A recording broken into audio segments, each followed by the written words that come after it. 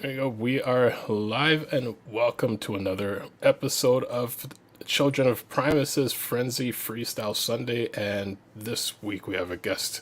We have our guest TF Johnny, who I've seen on Instagram through numerous posts and a funny post, interesting post. But I always see you on there. How you doing? How you doing, brother? Good, good. No, and it's cool to have you on. I saw you on the Instagram live chat last week with a few other reviewers. Actually, sorry, a handful of UK reviewers. That I saw you jump into into their live stream. Yeah, man, that was it's really interesting. It's cool to know that this passion and love for Transformers, stretches across the world, and something cool to kind of bring people together that normally probably wouldn't come together. Yeah, So,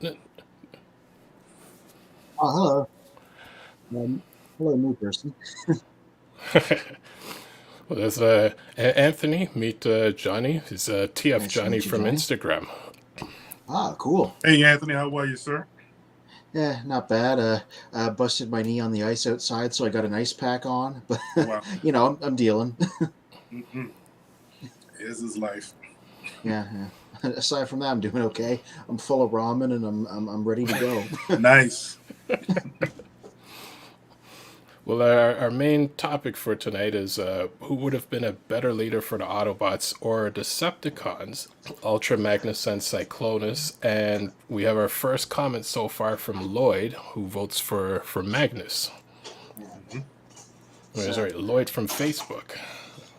I want to point out it's Year of the Rabbit today, so that makes things slightly in Cyclonus' favor as the one with the rabbit ears.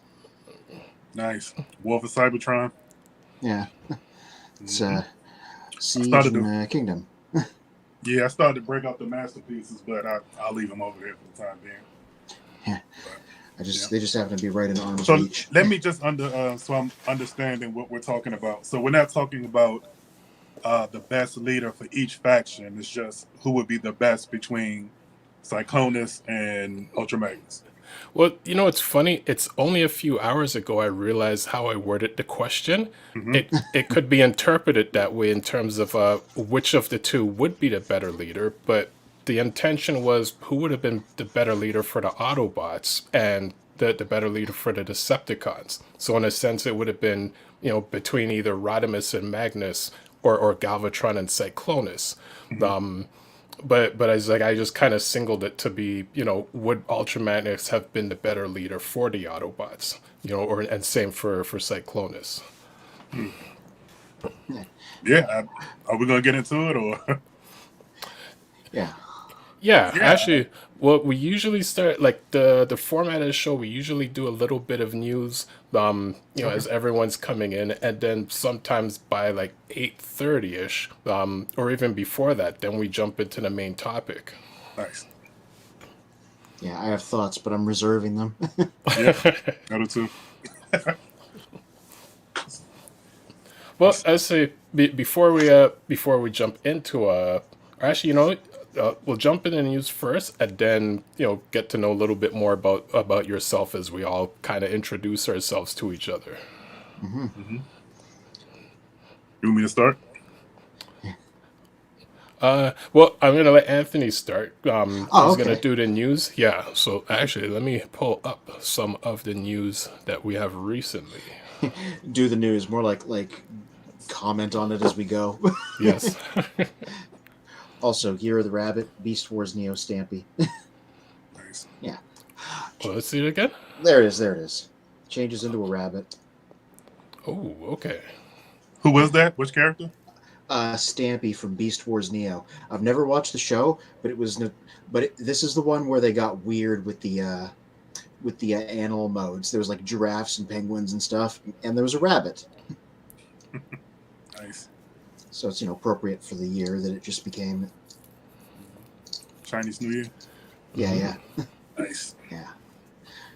G1 reissue in cartoon deco found at US Walmart. Yeah, this is I'm supposed to get mine any day now. I got the email saying my pre-order was getting shipped to stores, so it's supposed to show up in Canada soon too. Which release I is don't know. this? This is the Transformers retro version of Starscream, where they're Oh, taking the movie G1 colors. reissues. Yeah, they're taking Hmm. G1 reissues and giving them tune colors. I already Nice. got Hot Rod over here, and it's real nice in person. So, like, ordered the Starscream 2. There's the rumors about the Hound coming out. And honestly, I want them to do more of these. 'Cause I think it's a great idea. Yeah, it is. I agree.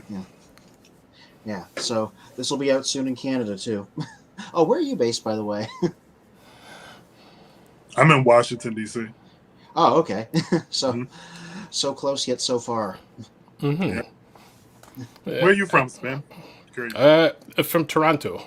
Oh, you're in Canada. Wow. Yeah. Okay. Nice. Yeah, same here. We're from the same zone, roughly. Nice. I was just in Niagara for my 10-year anniversary up in Niagara Falls on the Canadian side. Nice. And, Okay. had a ball, man. Really nice up there. I like Canada. Really nice people up there. Oh yeah. We're polite until something goes left. Right. As it should be. Yeah. You get people down in the U.S. are just mad and just, I don't want to say everyone, but and especially in cities, people just have certain attitudes Mm-hmm. for no reason. But that's the U.S. for you. Well, like one of the other guys in the crew, Professor D, him and I, we used to have a rap group together, and we did a few shows in Washington, and Nice. yeah, we also met Dead Prez and a few other people while we were Nice. down there. Yeah. Nice. So it was a bit of a culture shock coming from Toronto going to Washington in terms of just the amount of people you see in your city, and then you go to Washington. I'm like, ooh, okay, I'm seeing this like every 3 seconds. So I'm like, Oh, yeah. Okay. Yeah, and it's different too. Like, if you were rapping with Dead Prez and kind of that genre, is different from what what push main music in terms of like rap and that that whole thing here in DC. Like, I know what people around here are into, and you do have a segment of folks that are into more intellectual lyrical rap, but a lot of them like I don't even know how to categorize it, but the stuff the masses like, which I love that press. I love to hear some of your old stuff, man. Cool. Oh yeah, definitely. But yeah, I know that's a conversation. Once we start speaking in terms of like what people are into, that conversation will go down a whole different road. Oh yeah. So, also before we jump back into news, Caden on YouTube says, I almost forgot that you're all going to be live today. And also, hey, new guy. Hello to Caden. What's up, Caden? So I guess that we're going to debate on which is a better leader, he says. Basically. Also, this is what I said last week. You never know who's going to come through on a given stream. So. Mm-hmm. It's an excellent question, too, because these guys are comparable. Mm-hmm. Yeah, they're kind of similar, but I think it's a good topic. Yeah. Cool. So let me get a couple more news items before we jump into our main topic.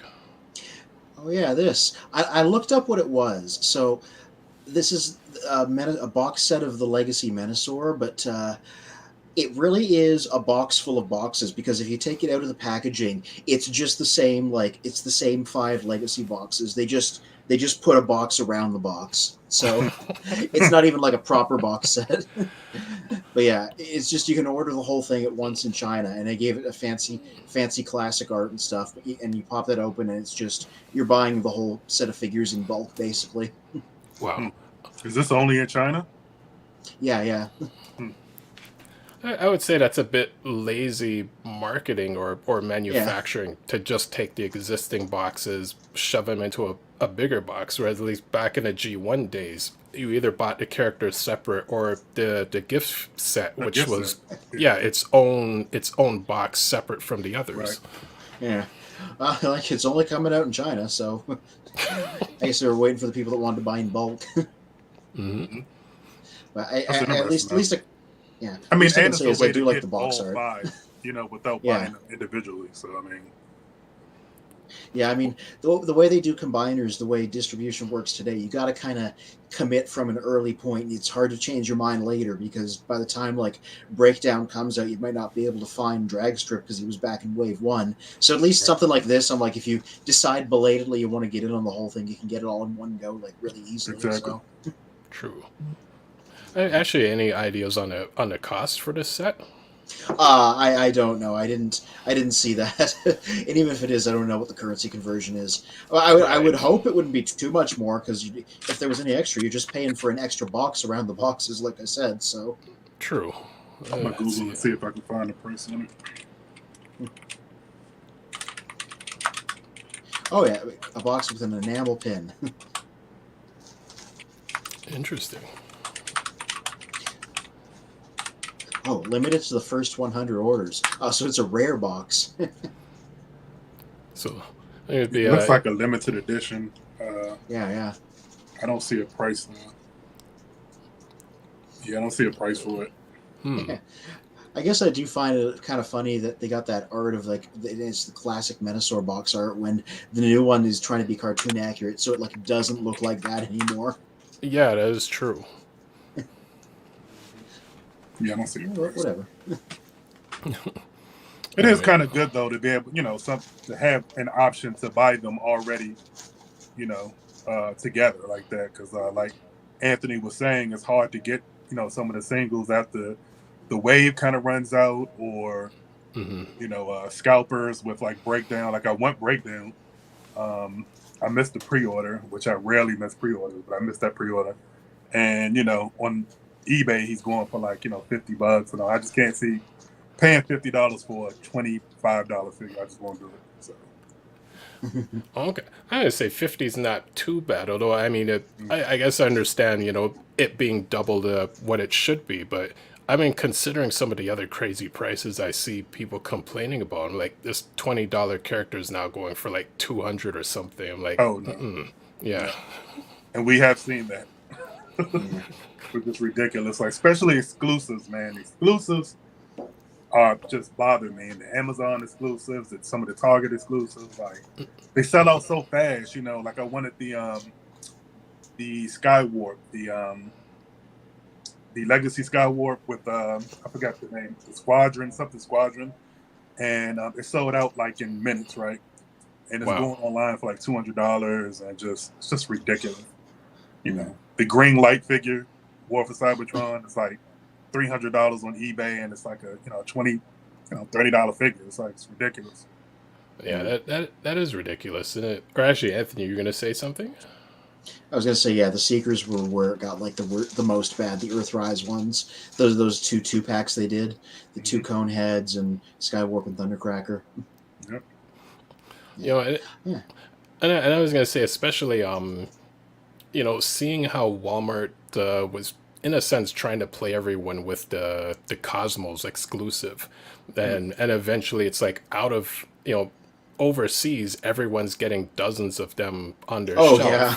But over here, it's like for one or two per store, and I'm like, you guys are purposely, kind of creating that artificial demand. Yeah, I gotta find somebody in the UK willing to ship me one because I think it'll end up costing less, even with that overseas shipping, than finding it domestically at this point. Well, that's a joke. Like the true fans, I remember seeing a few posts where one guy's like, I got it for I got a handful of them for an X amount, and I'm selling them for basically the same price plus shipping. Like I'm not even trying to scalp anyone. Just you guys can't get them. Here you go. Yeah, I found a guy like that because I couldn't find. I like you guys. I couldn't find him in stores, and I found a guy who basically sold it to me for what he paid for it, and I just paid for shipping, which was cool. The community kind of, part of the community is, still true blue and still kind of a purist in terms of, looking out for other collectors. Yeah, because that Cosmos was ridiculous too. The price was just. I'm looking at the price, and it's a really good figure. I'm looking at it now. It's good. Okay. It's one of my favorites out of that line, but it's like I'm not just not willing to pay $70 for that. Yeah. Hey, if anybody watching this knows where I can get one, let me know because I'm still trying to find it. I think I'm gonna just wait till like TFCon and maybe whatever somebody's charging for it there, I'll be able to make up the money in sales. That tends to be how I get things like that these days. Once a year, go there, sell some things, afford to buy the exclusives that people sell there. Yes, it's my first time, Caden. Caden answers. This is my first Yeah. time here. Yes, it's my first time, Caden. Cool. Yeah. So what we got here up on screen is the deluxe Rise of the Beasts Nightbird, and the general consensus is this is probably the one that's not Studio Series because they're going to have two lines at once. One of them's going to be Studio Series, and one of them's going to be like a general Rise of the Beasts line. So everybody's going to get two figures. So the fact that one doesn't have a licensed vehicle mode and is like less film accurate makes everybody think that's the general Rise of the Beasts one. It's not the Studio Series one like Battle Trap and RC there are.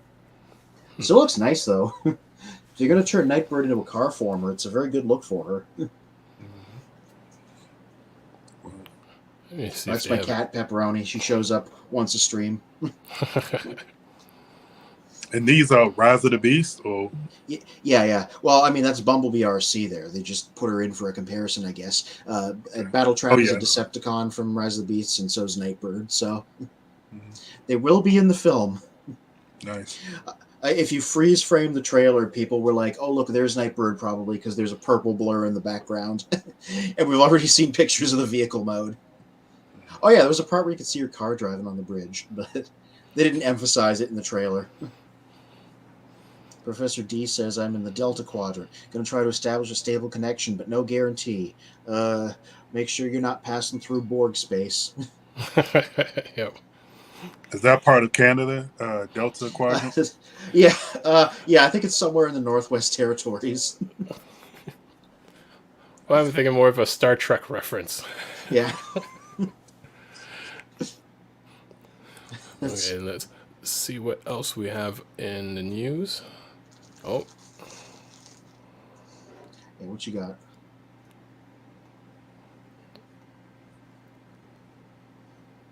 What lines do you collect, Anthony?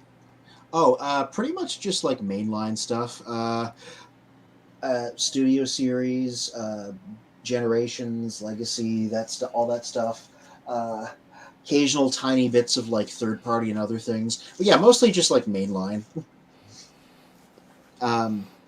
Spin's more of a occasional vintage guy, and then Professor D is more of a third party and masterpiece guy. So like there's a little bit of everything. Yeah, that's me. I'm more third party and masterpiece. Yeah. Oh. A third party. Then yeah. Speak of third party and he shall appear. Wow, you weren't kidding about coming from outer space.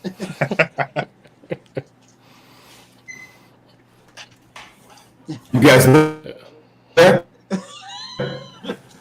You're coming in and out, bro. I don't hear anybody. I don't see them.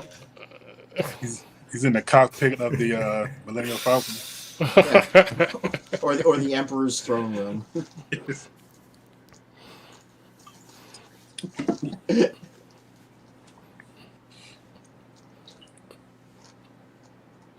was just waiting to see if his mic, your mic's not picking up at the moment. Tell them that since I'm near the rooster, I have big cock energy. No. Can you tell them that? Why don't you come here and tell them that yourself? No, I'm tired. Okay. You tell them. Jess wants me to pass along, and I quote, "She was born in the year of the rooster, so she has big cock energy." I'm the polite one in the relationship. She's the one that says all this stuff. And it's great. I was like, come here and tell them yourself. She's like, no. It's a nice zinger for the show. Yeah. Yeah. So what are we looking at here? Hot Shot? Yes. Oh, they're out in Canada, eh? Yeah, somebody pointed something interesting out about this Hot Shot. His very specific color scheme, including things like having all yellow legs and stuff. He is accurate to Hot Shot as he appeared in the PlayStation 2 Transformers Armada game, specifically. And as one of the better things to come out of that franchise at the time period, that actually makes me interested. I played that. It was really fun. It was really difficult, but I never beat it, but it was fun. Is this Hot Shot the Combiner? No, this is Hot Shot from Transformers Armada from 2002. I am Just so getting a new G1. figure. It's not even funny. Yeah. Wait, which hot shot was the combiner? Hot Shot Yeah, was that's- the main body to Defensor, was he not? Oh, that's Hotspot. Hotspot. Oh, Yeah. Hotspot, Jesus. Don't worry, it's been like 40 years. It's okay. I know, right? Sorry. Yeah. Yeah. Well, this guy was the Bumblebee / Cheetor / Hot Rod, whatever, young Kid Appeal equivalent of in Transformers Armada. So, Nice. yeah. And his original action figure was notoriously kind of disliked amongst collectors because he wasn't really very posable at all because he had this big gimmick where an Axel bazooka would come out of the top of him. So this version being like posable and stuff is like a big deal. Yeah, Cruiser Motorsports agrees with me. It was a great game for the time. Yeah, I think that game was the first like good Transformers game that everybody sort of universally agreed was good. Because there had been a few before that, but they'd all gotten mixed reviews. But the Armada PS2 game, even if you didn't know Armada, it was still really fun. It was just one of those, well before War for Cybertron. It was another third-person shooting, driving, whatever. It was one of those. Yeah. Caden, on YouTube says they're actually going to make a sequel for that game. Yeah, I heard it never wound up happening. The usual, the video game industry is just full of like corporate stuff stopping things from happening. And that was one of them. They were going to make a Transformers Cybertron game. And actually, one of Caden's previous comments is the only Rise of the Beast toys that I know sucks is Wheeljack. Does it, or do you just not like the head sculpt? Because there's a difference. That head sculpt is hilarious. That head sculpt went viral. It is. Yeah. And I said, that's we still haven't seen his Studio Series one. He might not even look exactly like that in the movie. Like, he's probably still going to have glasses and stuff, but like... It's funny. It's quirky. Yeah. Let's see if I'm more fond of it than most people seem to be, so... No, I like it too. It's different, you know. I can do different. Yeah, I like it because, like, okay, he's an inventor, so like him having glasses like that, and also him changing into like a VW bus creates a certain like garage inventor energy to him, Mm-hmm. And older, he's like an elder statesman too, right? Yeah. Old guy, old timers. Mm-hmm. Yeah. This guy's giving me ketchup and mustard vibes. Well, he's literally making me want like a hot dog. Yeah, he's literally half Bumblebee, half Hot Rod. So they made him yellow and red. So that would make sense, I guess. Wow. I thought Hot Rod was more kind of orange though. Was he yellow? Yeah. Yeah, well, I mean, yellow Hot Rod was yeah. properly pink, which like this one is now. So they Right. just later changed it to red. From the movie. Yeah. It's weird how they slightly change colors for the movie than from the series, Mm. Yeah. Well, like in Hot Rod's case, it was because the original figure was going to be pink. They just changed it at the last minute, and the movie was too early for them to change it back. So then, when the show rolled around, they'd fixed it to be what the actual released figure looked like. I love Hot Rod's look. It's so 80s, like Yeah. the whole the flame, even though Trax, I love Trax's flame a little bit better, but Hot Rod whole look, and then who was the guy who voiced them? Judd Nelson. Judd Nelson. I mean, just so 80s, Yeah. Yeah. I watched the movie for the 100th time last night. Yeah, I know. Just 100. Yeah. I love that movie, man. Oh yeah. I was gonna say I could probably tell you every line of dialogue in order, but like we don't want to be here all night. So And crazy thing is, like, even from a kid, like, I've always loved the Hot Rod toy and the character, because he, in a sense, when the movie came out, we connected more with Hot Rod, because he was just kind of like, the younger adolescent of the Autobots. So, in season 3, when they, like, in a sense, he becomes the adult, then there's that disconnect because we're still children, so we can't mentally understand what he's going through.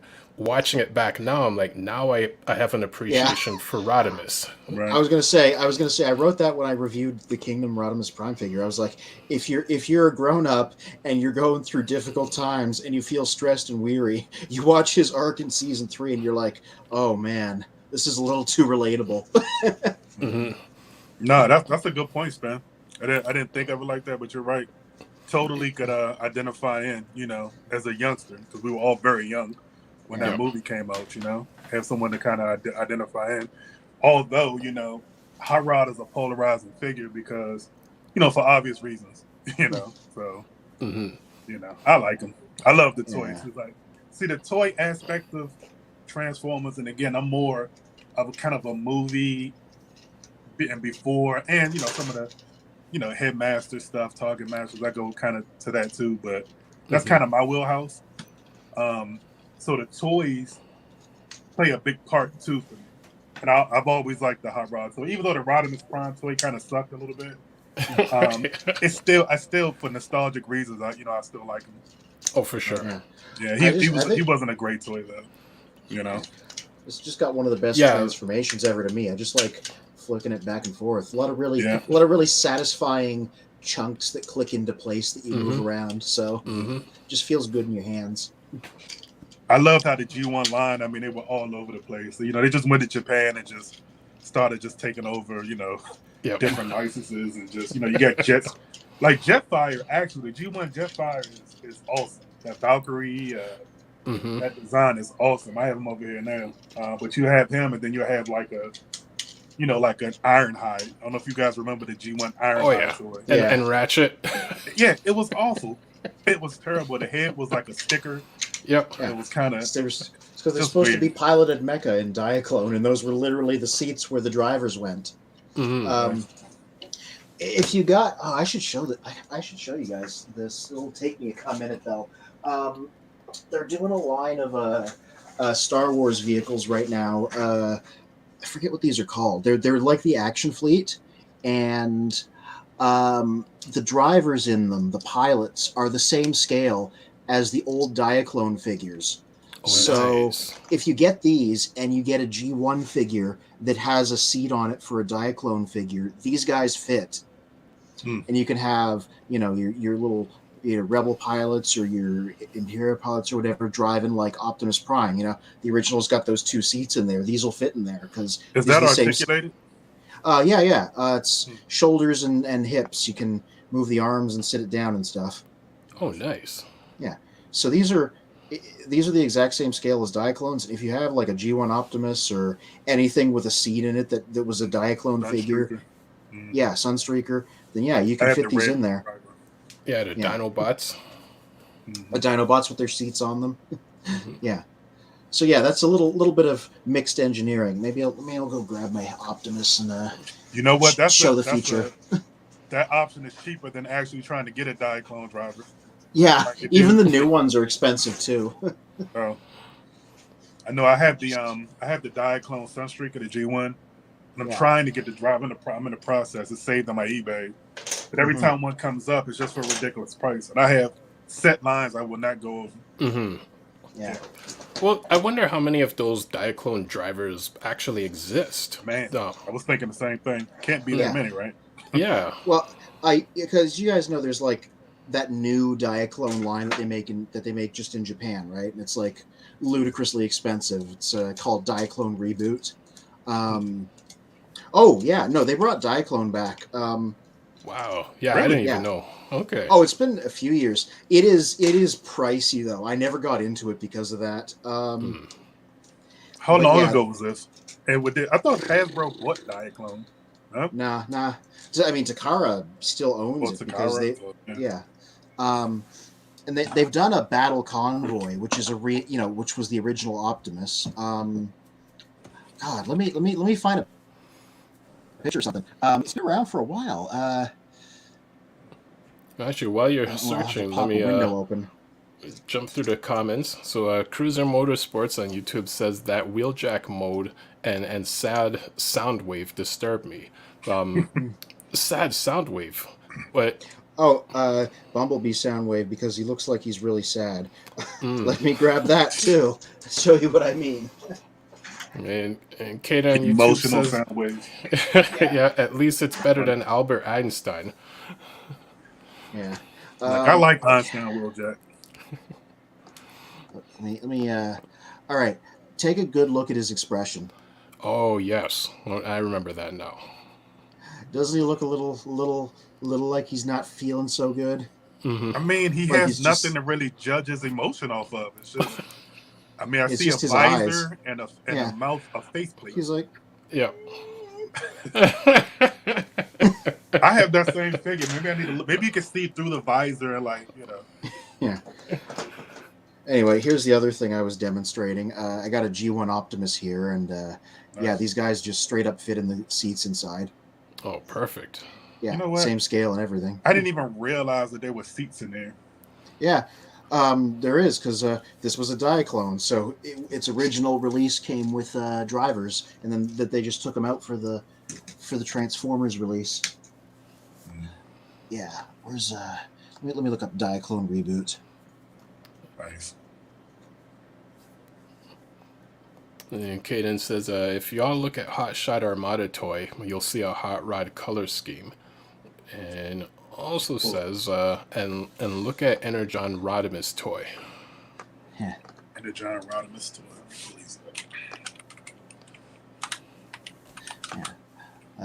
I'm gonna just show you guys Diaclone reboot real quick via the magic of Google image search, because they gave me a pretty broad look at it.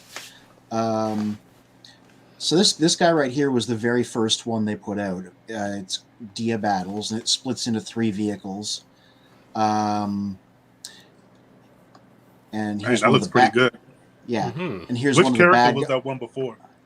They're emphasizing guys that they didn't import into Transformers, so a lot of these guys don't have Transformers equivalents. You know, because they also still make Transformers, so they're not trying to eat their own market. What's this guy? Robot Base. Here's one of the bad guys, the Rooters.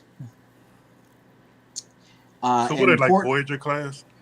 They're all over the place size-wise. I saw Dia Battles at TFCon one year, so he's like the size of a Voyager, basically. But he's like really expensive because they put like crazy engineering into these guys. I think he was like $200. Yeah, that's why I stayed out of it. But one important thing is, like, here's the new Diaclone pilots that they made. Oh, sorry, let me pop them back up again. And they're like the same size, but they gave them like elbows and knees and everything. And they would just sell booster packs that was just those guys. Okay. Yeah. Was there a this cartoon based on for Diaclone, the Diaclone series? No, have thanks. you know distinguishable drivers? Yeah, no, there wasn't. That was one thing that separated Transformers from Diaclone, because they were like, "You guys aren't making any stories, so we're gonna bring it over here and make a comic and cartoon." So, So, so Cruiser. this is one more I want to talk about here. That is the new version of Battle Convoy. So that's their rebooted take on the robot that became Optimus Prime later. Mm-hmm. So you can see it's a big departure design-wise. Like, I mean, you got the blue head and the antenna and the red, but like everything else has been changed because that's the way the line operates. Yeah, Battle Convoy. There we go. Cool. Is it Cruiser Motorsports? YouTube says interesting. That's where the drivers go in Prime. When that's where you store his fists. That's where I put the fist. Yep. Yeah. I think most people did. Yeah. And those are seats welcome, there, Professor so. D. You doing, sir? Yeah. So that's the full. That's the new not Optimus Prime that they did. I lost connection with the mic. Yes. It's a bit loud, but you're good. Yeah. Yeah. That's pretty. So, that's pretty nice, man. I like this. Yeah. I love good detail luck. and engineering, and I love all that kind of stuff. So I'm willing to pay. Yeah. It just within reason. I I don't know what it goes for, but I was like, this is too rich for my blood. It's pricey, but like all the reviews I hear these guys are that they're like really excellent bits of engineering because they always have like lots of different transformations and lots of different things you can do with them because it's just like the designers just kind of going ham on an infinite budget. So It's funny looking at that design. It reminds more of Star Wars than than Transformers. Yeah, the whole line has a very big like retro space theme to it. The colors are more Transformers. I see Optimus and the red and the blue head, and I mean I see some semblance of them. Yeah, but this is a rarity in the line because they've mostly stuck to Diaclone stuff that they didn't use for Transformers. So them doing a version of the Optimus predecessor was like a big deal. Cool. Caden on YouTube's asking TF Johnny, who is your favorite Transformer? Ooh, my favorite. Wow. Man. I tell you, I like the Seekers as a subgroup within the Transformers universe. Probably like the Seekers more than any other kind of group within the universe. I don't know, man. Jetfire, maybe. Okay. I don't know. I never really sat down and thought about that, to be honest with you. Yeah, I'll say Jetfire. Just arbitrary. Just if you got to pick one, that's what you go with for now. Mm-hmm. It depends, as a character or as a toy. So I'll say my favorite G1 toy is definitely Jetfire. Yeah, but as a character, I mean, I kind of like Starscream, man.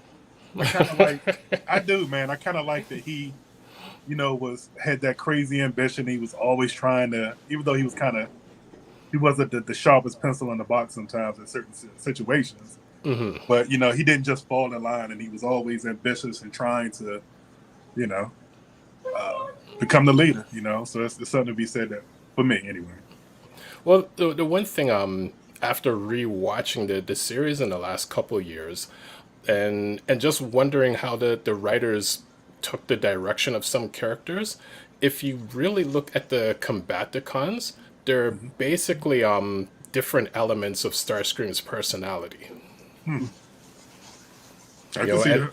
Yeah. And it's unfortunate for Onslaught because he has that military he has the military mindset, but both Starscream and Onslaught lack the ability of seeing like the full plan going, the big picture, where Megatron has that ability. So that's why Starscream, always had that ongoing battle with him. Right. Yeah, he was kind of short-sighted on most things, But I do like that he had that ambition though. Like, he wasn't a total lackey until he was about to get killed, and then he turned into the lackey. Mm-hmm. So, I like Shockwave too. I like Soundwave. I like a lot of these. Oh yeah. Yeah. Mr. Black Goldfish there is on YouTube is saying every time a Soundwave releases, it's sold out the same day. Well, yeah, people love Soundwave. If you ask a random person to name a Transformer, he's probably going to be the second one after Optimus Prime. No, I think Megatron is pretty known. Maybe. Soundwave is top 5, I would think, that people would know. Yeah. I think Soundwave and Megatron would be 1 and 2, I'm sure. Yeah. Soundwave's getting recognition because they could be like the one with the voice. Right. Yeah, that voice is definitely, yeah. Cruiser Motorsports saying, looks like that Jawa tank machine from 77 Star Wars. Guess he's talking about Battle Convoy. I'm like, yeah, kind of, a little. Yeah, that's exactly the character I was thinking of for the Battle Convoy. Yeah, the big Jawa droid carrier. And Caden says, Starscream's my favorite Decepticon too. Bumblebee's my favorite Autobot. I never thought of splitting it by faction. Mm-hmm. Okay, and one more. It's my first time to join you guys, but it's still cutting in and out. I think it's not going to work today. Oh no! Oh no! You're too far in outer space. I can almost hear you. I almost feel like we're in touch. Got to bounce that signal off a satellite up there, man. Yeah, bounce it off the moon. That's what they did in Beast Wars. Well, I'd say try it through your phone. If Okay. if that might Anthony, work. here's how we talk: is if I comment and then you wait 5 minutes of silence, and then you comment and wait 5 minutes, and that's the only way it would work. That'll make for Do what you got to do. riveting TV. Yeah. So, Caden says, "Have y'all heard All of right, Teenage gentlemen, Mutant I'm Ninja gonna let Turtles?" you guys handle it for the evening. You just know that I made my attempt. You did. Hmm. You gave it the college try. You gave it the university try. All right. Yes. Acknowledgement that at least you heard me. I'll be. Yes. I'll be Sound listening good, man. It's just a for the delay. Delta Quadrant. Hmm. Watch out for the Borg. Anyway, the answer is obviously Cyclonus. Yes. All right. We'll One vote write for your vote Cyclonus. Hmm. Yeah. Oh, the And- Teenage Mutant Ninja Turtles. Yeah, definitely heard I of want them. to say this. I know of them.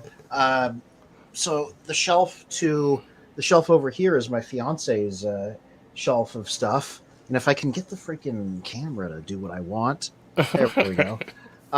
You can see that right beside her Sailor Moon figure, she has the I have Ninja those Turtles same figures. because she is the Ninja Turtle person here. I know him, I like him, but she's like a fan. So yeah, yeah, we have heard of them. Nice. That's my grandparents. And that was my grandmother's biggest mistake, is marrying that man. She Oh, could have wow. done so much better. Oh wow. Yeah, but then technically you wouldn't Would have you be here, existed. though? Yeah. I would just like to point out that, and this Back is, to the this is something future that effect here. Jess does on purpose. I'm blasting this through my headphones. She can comment. She cannot hear what anybody here is saying. Oh, right. So she gets to just say things like that and then just bounce. Not wrong. If you met my grandpa, you'd agree. Oh yeah, Yeah, but they were disagreeing because they were like, well, then you wouldn't exist. Yo, better off for my grandma.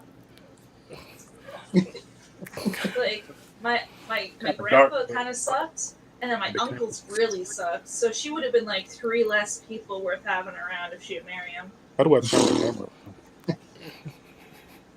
No, I'm not gonna mess with that. But yeah, Yeah. I've done that too. Yeah, there you go. Oh, Nice. that's yeah. But mainly Transformers in here. Yeah, same. Oh, that's Yeah. beautiful collection. Thank you. Oh, I just that's, that's my last thing I got. Ooh, Blitz the Wave. Voltrons. Oh man, that thing is outstanding. Mhm. Outstanding. Yeah, just in frame there is my shelf of like non-Transformers stuff, which is just a little bit of everything. Nintendo stuff and like a couple of Marvel Legends and some of the Star Wars things and whatever. It just all goes there. The one Mhm. section that is not that, and everything else is that. There's shelves over there, shelves over there. Mm-hmm. Yeah. Yeah, I have a little X-Men. I have an X-Men shelf, and Yeah. Ooh, nice. yeah, I'm more of an X-Men. I love X-Men.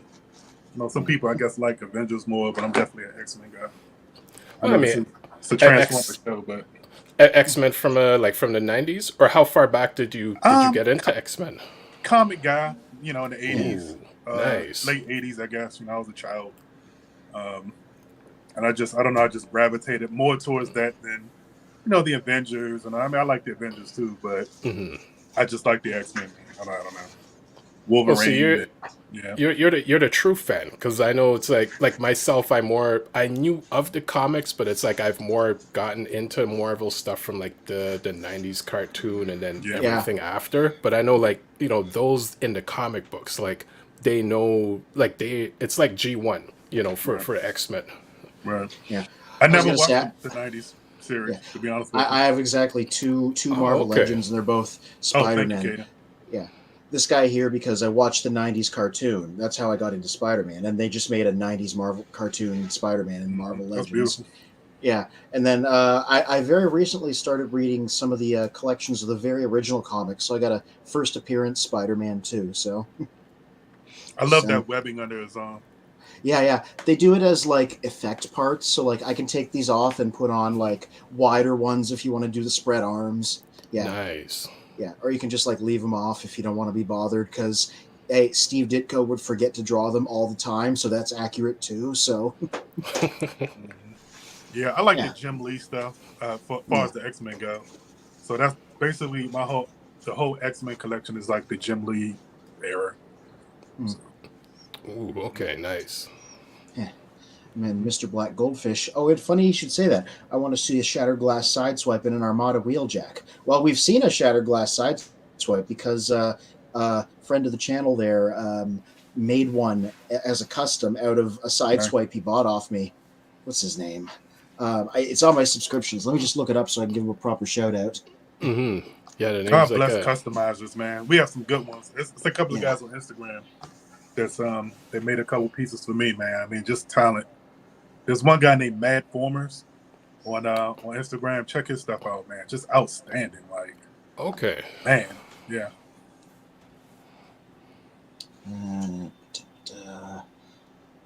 I have to just give me a minute to go scroll through my subscriptions here.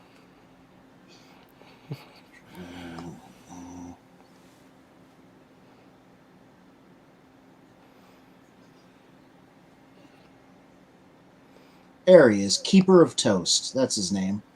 If you look him up on YouTube, he did a video a little while back about his custom Shattered Glass Sideswipe that he did out of a figure that I sold to him at TFCon, and it turned out real nice.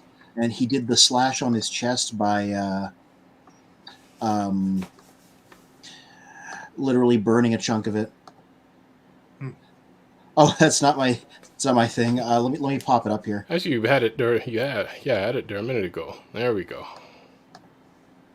Yeah, Shattered Glass Sideswipe. Yeah,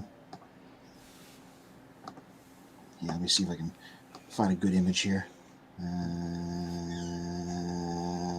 You can see it's the whole process and everything. Yeah. Once it loads up, there he is.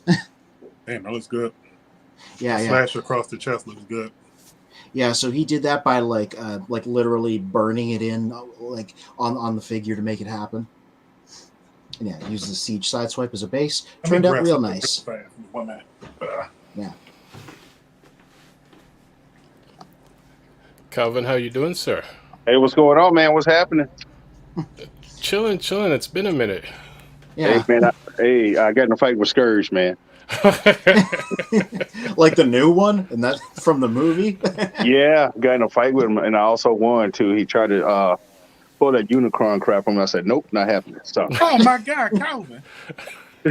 What's up, brother? hey, what's going on? Yeah, CF Johnny from Instagram. What's good, man? Yeah, I know. Yeah, I that's know my it's been guy a right minute. there. So look, That's our man, reunion. what are y'all thoughts on this guy? I like that guy actually. You know what they should have done? You know what they should have done, right? Check the headband. Mm-hmm. Yeah, the 80s headband. Yeah. They should have gave him what's his name? Sound Blaster's colors. They should have did that. That would have sold well. I like this, man. It's different. It's like the white and the white and blue. Just it's kind of like a cool. It's different, man. I know it's Shattered Glass, so they kind of stick to a kind of a scheme, but Yeah. it's different. The headband is a bit much. I kind of didn't need that. Yeah. But it's something that's different. It's a wrinkle, Yeah, like the original, the way they wrote him in BotCon is because it's opposite personalities. He's like a really energetic rocker compared to like the stoic Soundwave from the regular universe. So that's why he's got the headband. Are you sure about that? That's dope, actually. If that's the reason, that's dope. Rambo. Think about it. Rambo has a headband too. That's true. Yeah, so did the Ninja Turtles. Yeah. And Ken and Ryu actually did. No, one of them did. No, Ryu. Ryu. No, they both. Okay. Hold on. Did they? Ryu definitely did. Okay. So do y'all guys have the Leo convoy yet? It's on the way. It's in the mail. Yeah. I'm a little bit like conflicted because I already have one here, and it's the Robot Masters version, and I'm like, this is a really good figure. So I genuinely don't know if I need the upgrade. The new one's a little bit bigger, but this has pretty much all the features. That's nice. Yeah. This guy's kind of small because Robot Masters is all about like small characters, like here he is compared to the Cyclonus that I had out earlier. Yeah. But so it's a different scale. So maybe the advantage of getting the new one would be it scales better than the rest of the line. But just take it on its own. This one's real good. It's nice. Oh, what was coming at there? Oh yeah, there's the new one, eh? Nice. And of course I guess you're not going to take it out of the box. You're just gonna poke at it through the box. Oh no, sorry, I can't do that. I can't do the out of box collector thing. Sorry, I can't. No, Yeah, he's a box guy. gross. I can't. I have to take mine out, man. Yeah, I'm like that. There's isn't even the plastic thing's gone now. You can literally touch it with your finger.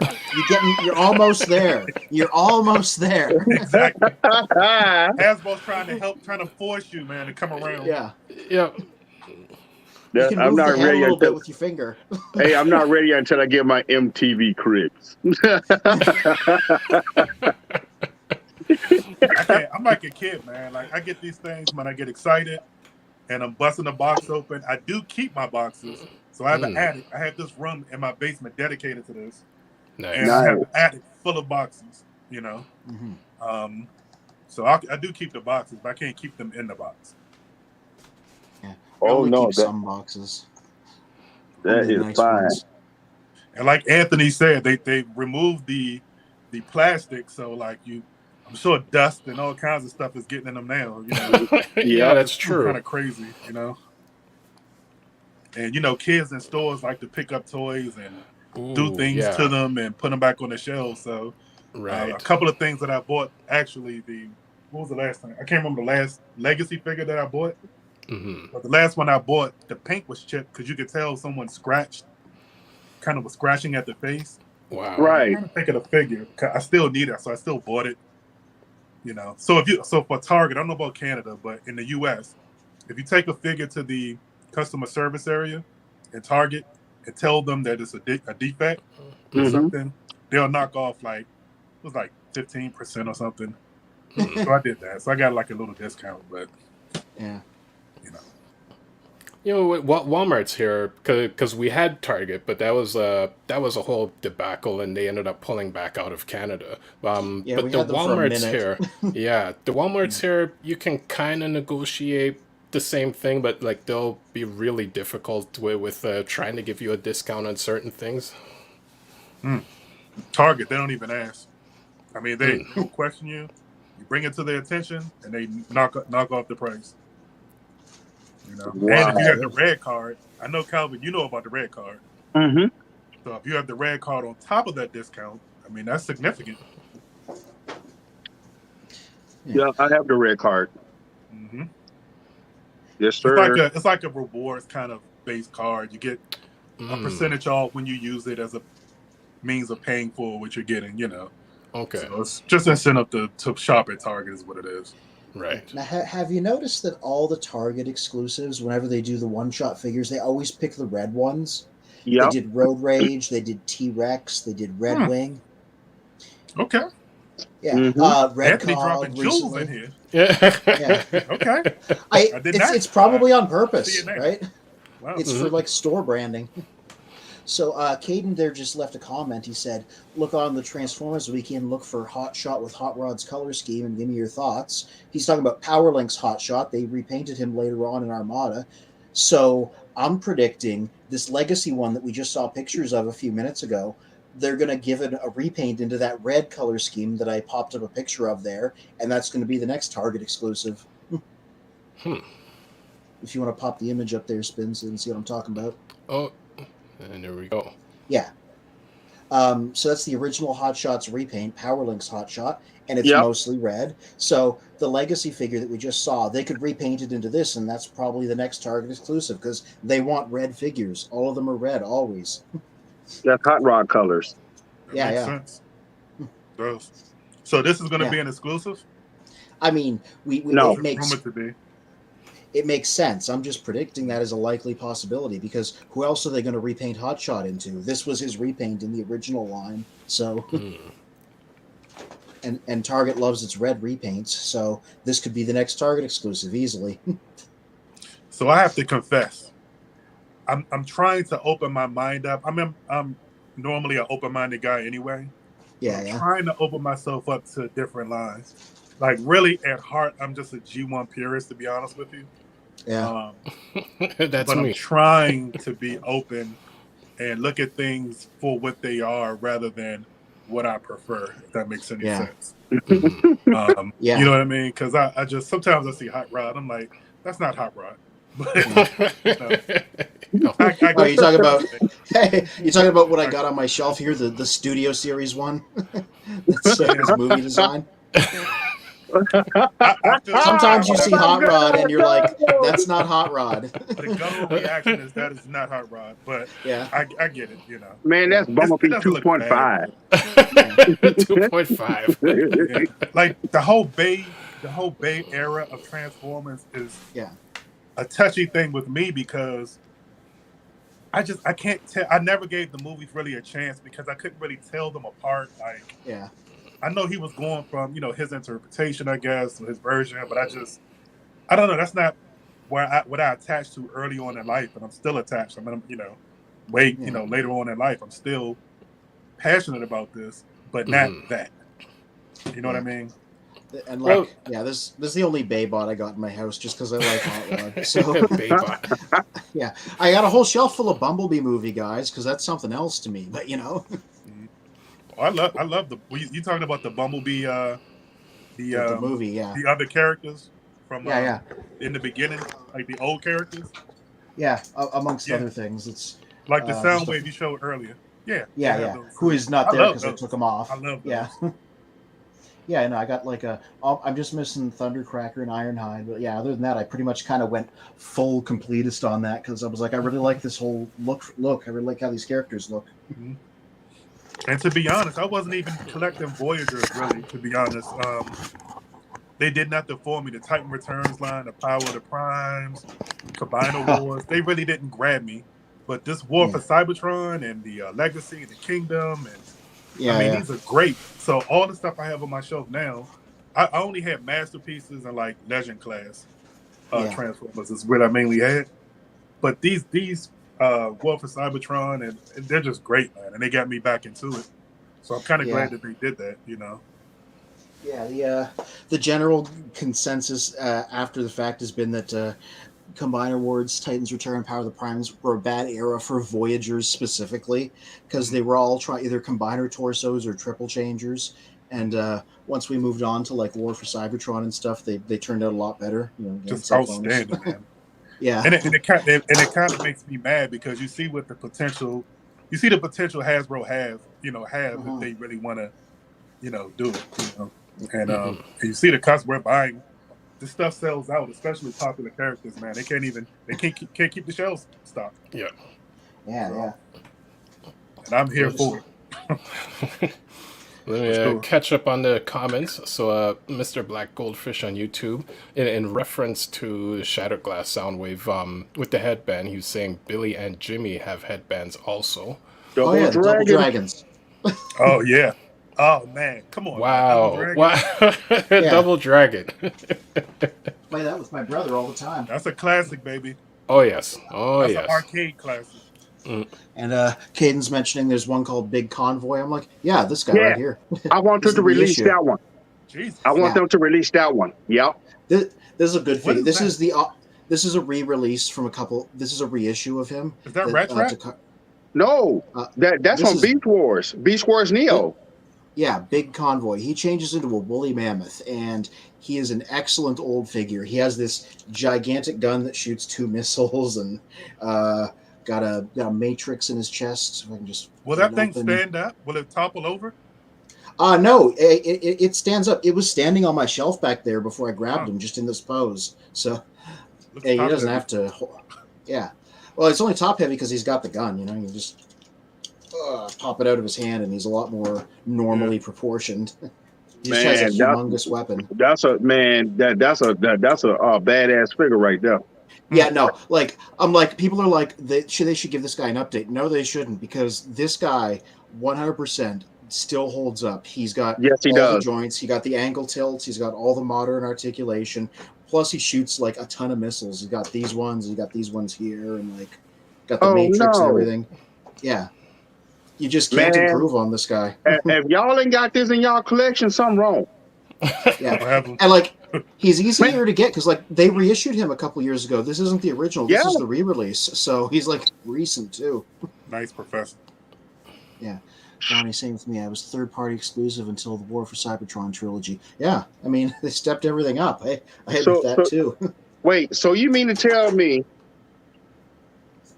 we can have all the Transformers, you too, but we don't have this figure? I don't know. Man, I gotta come over and knock. I agree, it looks good. I mean, I like Yeah. You mean to tell me now I gotta come over and knock down all your collection of Transformers? Please don't do that, man. That was very real. Please don't do that. They got a Look, bigger It's version joke, of them though. too. I see why you guys like it. I like it too. Well, here, a thought for you, TF Johnny. Look at Oh, Energon Johnny, Rodimus no, and think, is this no, Rodimus? Johnny, no. Well, let me find him. I'm Over G1 on the man, wiki. mainly, you know. But again, I No, but it's all connected though, Johnny. Johnny, it's all connected. Good evening, Primus. I have some work to do, you know, if I really want to be a true historian across lines, you know. Yeah. Mr. Magnus, good evening. Oh, do I How hear are we Bill? tonight? Nice. There we There go. we go. It's not a great photo, but it'll do. There we go. Yep. It's Great photo of Energon tonight's topic. Yeah. Nice. Oh! Hey, look at that. Hold on. Let me get my notes out. Yeah. That's a good time to start then. Yeah, so it is 9:04. So we try to go just until 10 p.m. because I know many of us have to get up early. So I guess in the next minute or two we're going to jump into our topic. Yeah. So actually, yes, Kanan says, we'll hear a thought for TF Johnny. Look at Energon Rodimus and think, is this Rodimus? I popped the picture up. Energon so it's Rodimus. there. Let me Google it. I got a picture I pulled up, so you can have a look. Professor D says, Anthony, is that a woolly mammoth prime? Show us the alt mode. You can use them for a diorama of when the Autobots had to face the cavemen. Oh yeah, the time travel episode. I cannot transform that right now. He is just big and complicated enough that I can't do it off the cuff. But I could find a picture of him, maybe. I mean, he looks. Anytime you have a figure with the orange and yellow figure with the flames on the chest, he definitely. I see Rodimus in him. Yeah, I mean, I don't hate that figure. No, I don't hate it. Yeah, it looks pretty cool. The Energon Rodimus. Yeah. 2004. Okay. Yeah. Encore. There we go. Oh boy. So you want to know who's the bravest, huh? Or who's a better leader? Yeah. There we go. So that's big convoys mammoth mode. Which, like I said, it can do that. I can't do that right now. It's a little bit too complicated for me to just do right here without like a reference photo. But yeah. I like the bot mode. Yeah. But yeah, he's right. You could totally do the mammoths from Dinobot Island, the time travel episode with the caveman. Who was it that threw one? Was it Braun that picked up and threw one? Either Braun or Huffer. I think it was Huffer. Yeah, one of those two. See if you can get a Huffer and balance it well enough to throw that thing. The tar pit episode. Yeah. Yep. Yeah. All right. So our main topic. Oh, sorry, Anthony. I was gonna say like how we breaking this down because I'm like I have disorganized thoughts. So our main topic for tonight, everyone that's jumping in, is who is the better leader, and I do realize in terms of how I wrote it, the concept is who would have been the better leader for the Autobots. Would Ultra Magnus have been a better leader for the Autobots, or and would Cyclonus have been a better leader for the Decepticons? And as Caden says, let the debate begin. Yeah, well, I got something to keep in mind at the start of it, which is if you look at what their roles were and what they had to deal with in the cartoon, Cyclonus had things more difficult and managed to pull things together more because For sure. Above him, he had a leader who was literally out of his mind and a danger to everybody around him. And beneath him, he had an army that was initially like disorganized scavengers that he had to whip into shape before they could even find that leader. Ultra Magnus, meanwhile, like he had a leader that was going through it all the time, but was basically competent. And the Autobots were like more or less victorious at the start, so he had less of a terrible situation to deal with. So I think Cyclonus immediately gets points in my book just for getting through a harder situation. Yeah, and you know what? I would throw into like what you said in terms of Ultra Magnus having to kind of deal with with I guess Rodimus's mind where he was at the time.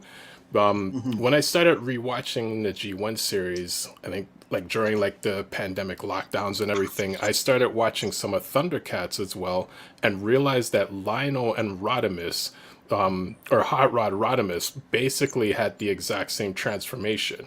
Whereas like they left Thundera and Lionel was a child, and his stasis pod was damaged, so he woke up as an adult.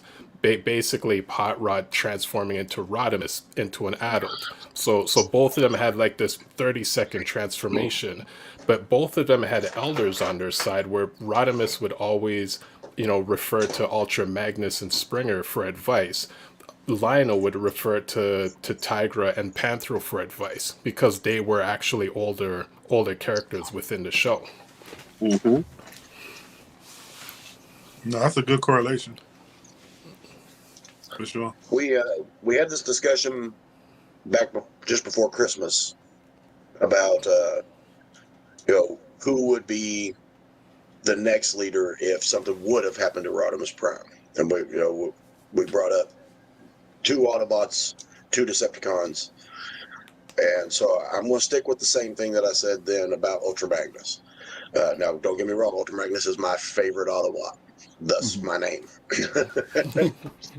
But Magnus is he's damn near a Christ figure. He's ready to sacrifice himself before he sacrifices anybody else. He'll put himself in the line of danger. He's done. And while that's great and that's heroic, that is not a leader. Okay, a leader's got to get the job done. And if that means you got to sacrifice a few to get that job done, then that's what's going to have to happen. Whereas Magnus would not be able to make that call. He would not put somebody else in danger before he would put himself in danger, no matter what the issue was. If it became a suicide mission, he would have to lead it. He's a great battlefield tactician. That's what he is, though. He's a warrior. I don't see him as a leader. Yeah.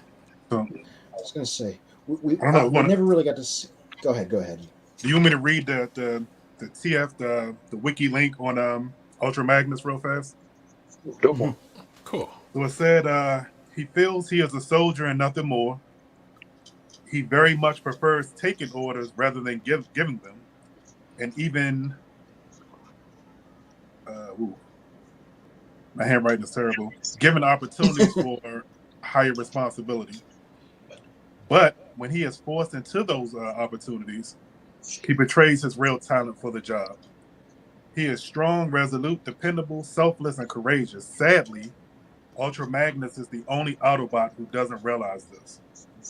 Ooh. And so what I put as far as like pros for him taking over would be that, when Optimus was dying, he did choose to temporarily give the leadership of Matrix to Ultra Magnus. And he seemed to be kind of the clear-cut leader for the most part until Rodimus, Hot Rod made his transition, right? And he looks the part. He has tactical skills, strength, integrity, all the things that you would want in a leader. But again, that him not wanting to be in that position says a lot. You know what I mean? I have somebody else in mind that I would think that probably would serve a little better, but I know we're not talking about other folks. But Oh I no, don't know about you could Ultra Magnus mention being the leader. you could mention who else you think. I think Springer Yeah, might yeah. be a better leader. Ooh, interesting way of looking at He it. led the record.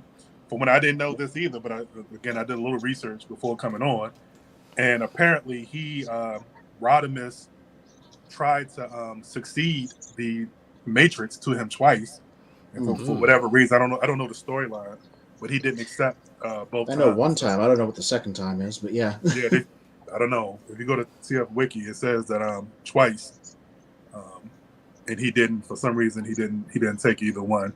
So and his personality. I mean, also Ultra Magnus was kind of a bore. Kind of, he was too kind of military driven, mission driven, and straight laced. You got to have a little tact. You got to have emotional intelligence, so to speak. I mean, I don't know, to be able to deal with personalities and and all that good stuff. He's a hell of a. Ultra Magnus is one of my favorite characters. Yeah. Yeah. But Actually, that's my take on it. Did you watch Transformers Prime? I'm G1 Johnny over here, man. Yeah, that's a good one though. Glad you don't look back at some of these other stuff. Yeah. I mean, I'm fully G1 as well, and it's funny. Someone else who he's barely a Transformers fan, and he actually asked me if I was watching it, and at the time I didn't even know, and I fully got into it. The Ultra Magnus in that version, like he's basically him and Optimus were like would almost battle each other at certain points, because like he's the straight soldier, just like no holds barred. Like if we need to beat up a couple characters, let's just go do it. Like no debates or anything. So that version and the movie version, the 86 movie version of Ultra Magnus are like the two go-tos. I realized Are you talking about RID? No, Prime. Not Prime, RID. No, Prime. When No, Ultra Magnus being in Prime. Yep, he comes in later. Him and Wheeljack are wreckers. Season 3. Yep. Well, okay. Yeah. See, I don't have anything that broadcasts season 3. All I've seen is up to season 2, so it must have been later season on. 2. Oh, okay. 3's not on Tubi. That's how I normally watch it. Okay. The Ultra Magnus in Rebirth, that version I didn't like, because he basically just kept following around Optimus and like, what are we gonna do now, Optimus? What's the plan, Optimus? I can't think for myself, Optimus. Like, I don't know why they just destroyed him there. No. Well, that's one of the things. They didn't really flush out his character until they start adding more to his bio, because there's so many versions of him. If you go back and watch Transformer Animated, that Ultra Magnus, that motherfucker, something else. and then you have the other ones when they power link together. That Ultra Magnus, actually, he challenged Optimus Prime for the leadership and for the Matrix, and kind of find out they wanted the same. They can combine to make was it a Mega Prime? Yeah. Yeah. That's RID one with. That was dope. So they're one and the same. So if you really look at it, they didn't really flesh out his character. That and then he does have the potential to carry the Matrix, but at the same time they still like give him other missions and stuff, other things. Like it's just like it's a flip of a coin. Well, to your point, Calvin. So what you just said, so he can carry the Matrix, right? Yep. But when Optimus was done, now everything I'm saying is based off like the movie. All right. Yeah. I didn't get into a lot of the series after, based on the movie, right? So on Optimus Prime's deathbed, he gives the Matrix to, his old friend Ultra Magnus, right? Mm-hmm. Until an Autobot raises from the ranks and, to light the darkest hour and all that spill, right? So almost Optimus knew that even though Ultra Magnus looks the part, he's a hell of a soldier, probably the best soldier, maybe, in the ranks in the 86 movie, maybe, right? He knew that he wasn't the leader, enough of the leader the Autobots needed. Or, that's what I take from it. I don't know. Well, you got to read between the lines now. Mm-hmm. You got wordy and leadership. Remember what he said now. Leadership and not worthy of it until Rodimus got a hold of it. His potential. You gotta really look at that confidence. Now, Rodimus was a cocky little dude, right? You gotta look at that now. That leads to more of that character being flushed out among the ranks. So that's why Ultra Magnus wasn't really chosen to unleash the power. It was up to Rodimus because he carried the legacy of the Primes. That's right. He tried. No, if you remember the movie, damn it. Okay. 2 seconds later, he got annihilated. Yep. I mean, yeah. So he definitely tried, and he's definitely courageous. And I'm sorry, what's your name again, sir? The last guy who came in? Oh, I'm Bill. John Bill. And like Bill said, he's willing to put his life on the line. He did that to warforcybertron too. Ultra Magnus did. And Galvatron killed him there too. Yep. Galvatron has knocked Ultra Magnus off a couple of times that I know of. But he had the heart to put himself in harm's way for the greater good for the Autobots. That's something to be said for that. Yeah, speaking of the Galvatron, I just want to reply to that comment down below. Cruiser Motorsports is saying, a hard situation would be babysitting Rodimus for an entire season. Magnus can't deal with that right now. Like, harder situation is Cyclonus. Listen. Babysitting Galvatron for a whole season is harder. The worst Rodimus Prime's going to do is mope around a little bit. Galvatron's blowing people's heads off, and Cyclonus has to babysit Galvatron. that. Oof. So Cyclonus got it worse.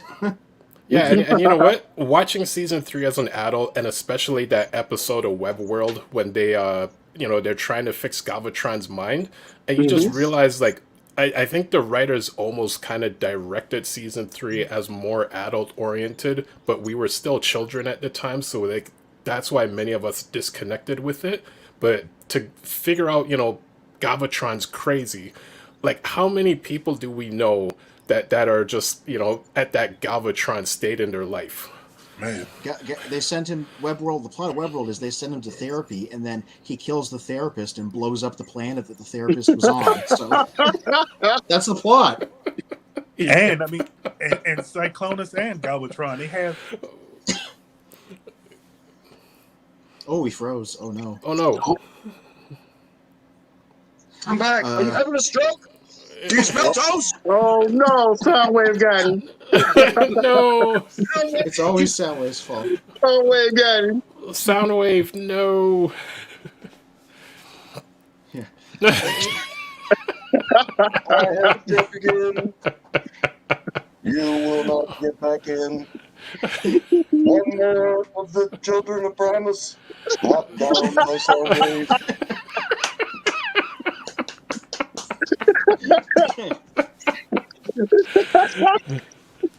Yeah. Oh yeah, Dees has an interesting point there. He says both are loyal, both are dedicated soldiers, but Magnus cares about orders and individual lives, not willing to win at all costs. Cyclonus is an ideologue. He believes in the great Decepticon Empire. Yeah, so that's interesting too, because I'm like, oh, is he back? You back? Sorry, Well, there you go. There we go. It was Soundwave got you. glitch in the matrix. Yep. Soundwave got you. That's what we always say. Soundwave got you. Yep. Mhm. Bam. Yeah. Who got you? No. You were Oh, captured man, for a hold on. moment. You escaped.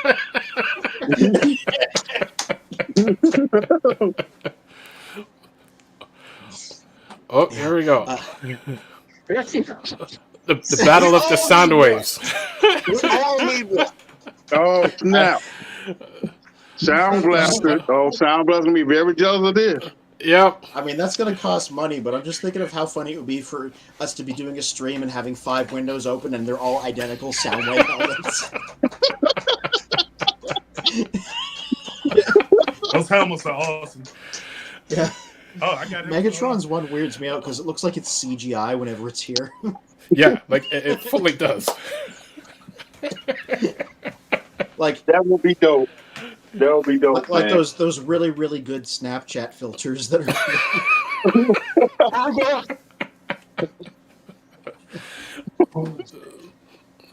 You know what? Now we just need someone with a Starscream helmet, and it just be like, Yeah. like we can't tell which is the real Megatron. Like, just shoot both of them. I don't think they made one. They made an Optimus, a Megatron, and a Soundwave. They haven't done a Starscream yet. Wouldn't They surprise have me to. if they do. Yeah, but They have I mean, to. I'm sure it's on their It's way. coming. Yeah. Mhm. They're gonna do all the popular characters. Yeah. For sure. What was I? I have Optimus in the mail coming too. Should be any day now.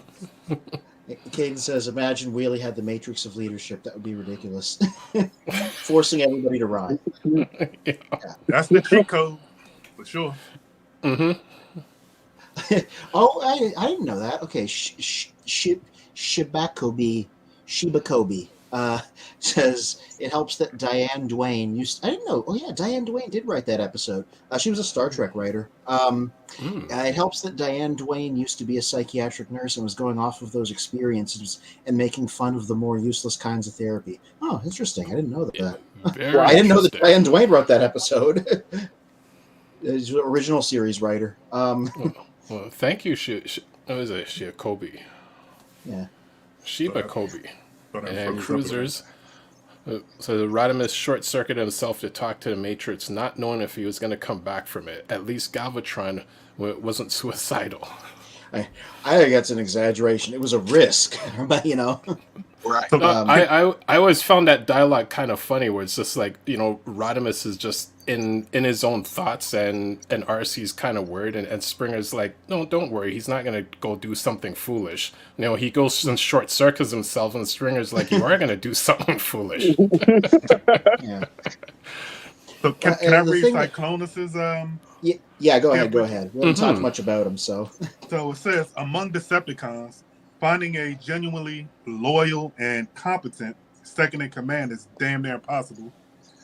Cyclonus is the exception to that rule. Created by Unicron, Cyclonus is a being whose loyalty to Galvatron and the Decepticons cause is so intense as to exclude most other emotions and interests from his mind. He is dedicated to the destruction, to total destruction in his leader's name. He also has the brains to back up that dedication, power to what is this? Enforce. I'm sorry, my handwriting is horrible. Enforce Galvatron's will and initiative to form plans and get them done. Cyclonus could easily rule the Decepticons himself if he so desired, either as a power behind the throne or directly overthrowing his psychotic master. His response to any suggestion to do that is all hail Galvatron. So they're saying that he has the power to overthrow Galvatron, which I didn't think he would. Yeah.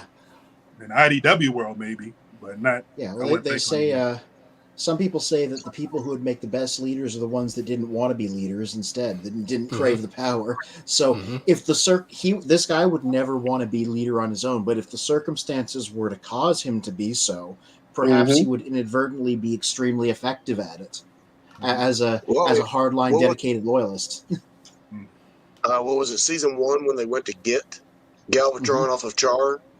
Yeah. Or when they were on Char and they went to Char to get Galvatron, where he was in the lava bath. Yeah. He got the Decepticons to give every bit of energon that they had, so much that the motor mount was shut down. Yeah. Whenever they were doing that, Rodimus and Grimlock got discovered, and they didn't even have enough energy to shoot their blasters at them. They went up and beat the shit out of them. Yeah. Damn. So can Cyclonus beat Galvatron though? Like one-on-one? Probably. I mean, I don't know. I don't think so.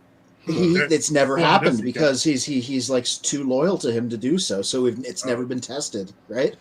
So he wouldn't even defend himself, I guess. Yeah, he doesn't. Galvatron goes nuts, and Cyclonus is like, "Please hold on, don't." Yeah. I mean, to the death, like one man, last man standing type deal. Yeah.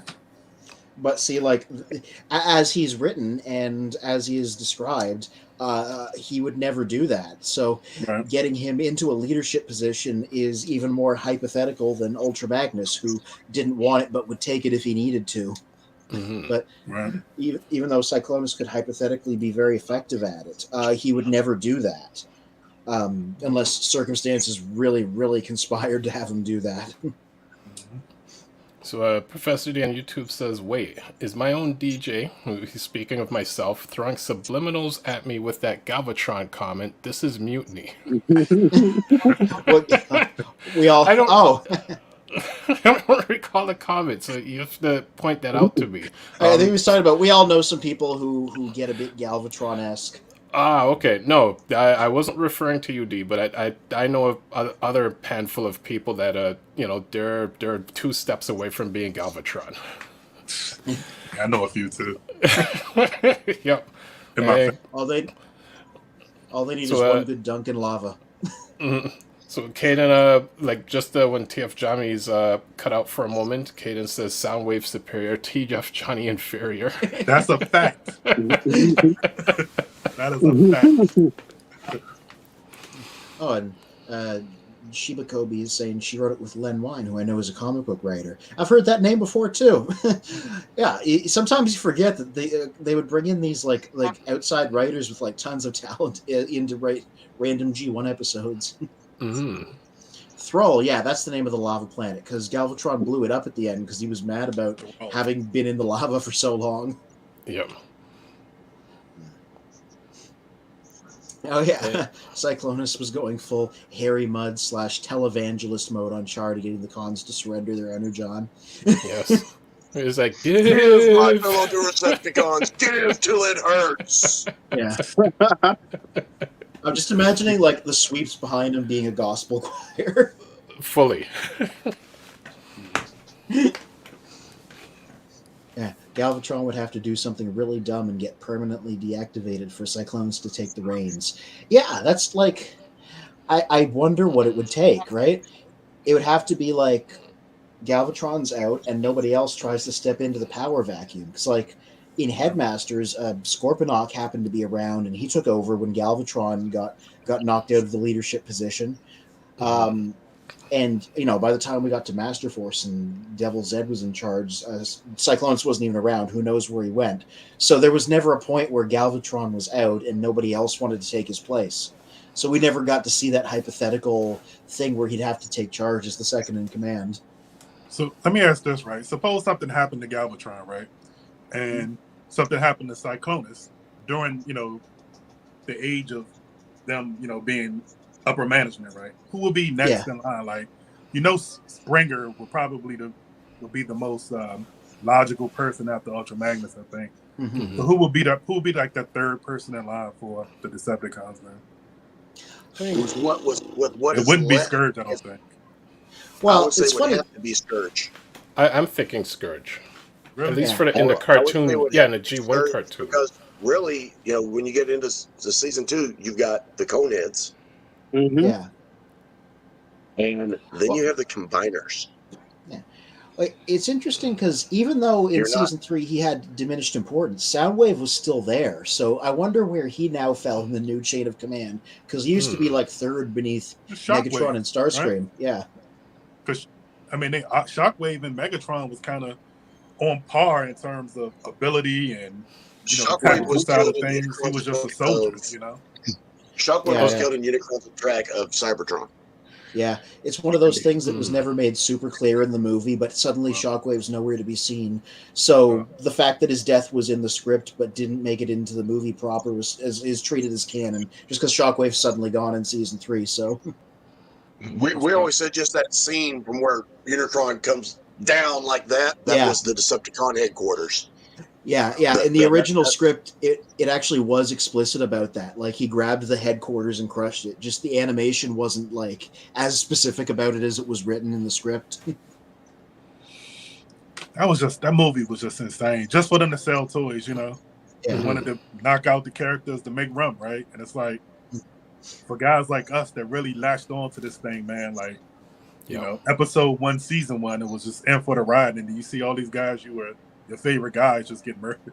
It's kind of crazy. TF Johnny, I have to say you have a hell of a room behind you. Oh, thank you, sir. I see what you got going on behind you too. Yeah. I see you. Oh yeah. I see you, brother. Yeah. I love it. Oh man, I love it. I love it. There's a story I've heard about. I have Unicron in the planet form. I can't find anywhere to put him. I need a bigger space. You do. I wonder. You take his ring off and flip his horns away, and you have a medicine ball you can work out with. So he does have a use. He's got some weight to him too. So yeah. Yeah. So you could do some curls with that thing. Yeah. You do it as like a tax write-off or something for like your health or something. I got a late Christmas present from a cousin of mine. Oh. I have the Studio Cell one too. That Studio Cell Unicron is actually better than the HasLab, I think. I just like HasLab for the size, really. Oh, that thing. Nice. That thing. I've seen it in person. That thing is gigantic. Yeah, I've been trying to get that, man. GameStop has it. I know, but my local GameStops, they sold out. So I have to wait for them to restock. It's like $40, right? Wow. Mm-hmm. I don't know. I got it as a gift. Yeah, I think it's around $40. Yeah, but online they're like $70 and all that. Yeah, because GameStop failed me. I'm gonna tell you what they did to me lately. I tried to get the Red Dragon Megatron, right? The Transmetal 2 one. Mm-hmm. Ordered the thing and everything, and took the money out. Come to find out, after the I guess it was New Year's, it was released. So I said, okay, I should be getting this figure. Went back to the website, it was gone. There was none available. I said, how in the hell I was first to get this? Ooh, what's that? What is that? The 3-0? That's the MLDX or what was it? 3-0? This is a metal wall plaque. Oh no! Wow. I'm sorry for cutting you off, Calvin. Oh, it's all right. Oh no! He got really expensive pictures. Mm-hmm. Oh yeah, I got a really expensive room. Hey, Mr. Magnus, what picture? What was that from? Oh, you can hear you over there. It looks like if I'd have to guess, it looks like art by Livio Ramadelli from IDW. He has a really specific painterly style, and that looks like it. So I'd guess it's by him. I'm not good at identifying a lot of artists by look alone, but he had his really specific way because he colored his stuff too. So I only know one artist by style, and that's Jim Lee. Yeah. Yep. Yeah. So Shiva Kobe on YouTube says that's because Cyclonus and Headmasters was Rocksteady and Scourge was Bebop. Yeah, that is true. If you ever watch Headmasters, they did they totally wrote the characters differently. They wrote them as kind of like kind of a pair of dumb goons. That's Japan's fault. That's how they decided to write them in the sequel. Wow. You guys get into any of the IDW stuff? Oh yeah, lots of it. It's so different, man. I love the IDW stuff, man. Yeah, it's. I always plug the last Brian Ruckley written mini-series, long series that just ended. It put out its 6th and final hardcover. It's just called Transformers. It's by Brian Ruckley. It's the prequel about how the war got started. It's just really good, hard science fiction look at like the whole Cybertron society and what it was like living there and how it slowly fell apart. Yeah. No, it's dope. That's one of my favorites. I love Megatron's early story in that. Yeah. You know, just being a revolutionary. That's what he was. You know. Yeah. It's just like anything. Certain people get power, and it goes to their head, and you know all that good stuff. But early on, he was fighting a good fight, in my opinion. Yeah. Then he loses his way, and it's entirely because I had the MMC. I don't have. Hey, D. Yes, In the house. Yeah. Back on planet Earth. Happy New How Year. you guys doing? Professor. Yes, sir. In the house. Oh yeah, that's a better with you guys finally. Yeah. Back on terrestrial terrain. You're coming in loud and clear, very loud and clear. Nice. Yeah, well, I'm out of my spaceship, as you can see. Yeah. Nice. Well, let me quickly catch up on the comments. Kaden says, in Headmaster, Ultra Magnus dies. And yeah. Shiva Kobe from YouTube. Fun fact, Shockwave, not Blitzwing, was supposed to be the one that suspected the Quintessons not being above board. Yeah, I heard that. But then, because Shockwave was like dead, they rewrote it into it being Blitzwing having that role in the third season. Cool. And Cruiser Motorsport YouTube says, I always thought Cyclonus could take Galvatron. Perhaps he was built by Unicron as a failsafe against Galvatron. I'd believe that. Oh, he wired him wrong if he did do that. Yeah. I don't Well, think that he can take him. guys, I don't think he can take him. I think that he could haven't talked rally about the rest of the Decepticons to overthrow him. Yeah. I don't think in a one-on-one battle, Cyclonus could take him. But Cyclonus has the skills to rally the rest of the troops against him. That's a good point. Yeah, but to your point, maybe you already said this, Bill, but he wouldn't. You're muted or something. Am I I can't hear. No, wait. Well, I can hear him. I can hear him. You guys can hear me, right? Okay, Yeah, I yeah. can now. All right, Yep. yeah. Okay, so what we haven't discussed is the elephant in the galaxy, which is Big convoy. Cyclonus's armada. His non-existent armada of His one armada. person. Scourge has the Yeah. armada, right? So we have never seen him lead, but if he had to actually, take over, he has something. He has a reserve that we've never seen him use, which is his armada. Yeah. And none of us really know what the power of his armada is. We just know that his armada looks an awful lot like him. Yeah. Sure is one guy. That's the only one I saw was they were doing the reformatting was him and basically a copy of him behind him. Yeah, but how do we know? It's not a six changer? How do we know it's not a one-man army like Six Shot? There's a quote from the Remember, Simpsons that comes to mind. he was created in the same era as Six Shot, so his armada could have Six Shot See, power. like right now, I cannot hear D at all. Oh, I can hear him. Mm-hmm. I can hear him good. Yeah, I can hear him you're good too. Yep. Six Shot is the cheat code, man. Yep. That guy, Jesus. What could be going on with Bill? Soundwave is trying to block Bill from hearing my genius. Yeah.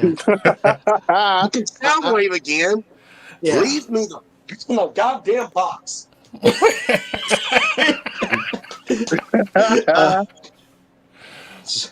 I'm reminded of a quote from The Simpsons about the Armada, where they're watching a bunch of it makes sense in context. They're watching a bunch of Yakuza fight a bunch of mafia, and Homer Simpson points to one guy and is like, Marge is like, we got to get out of here. Homer's like, look at that guy. He hasn't done anything yet. He's just standing there. And when he does something, it's going to be really good.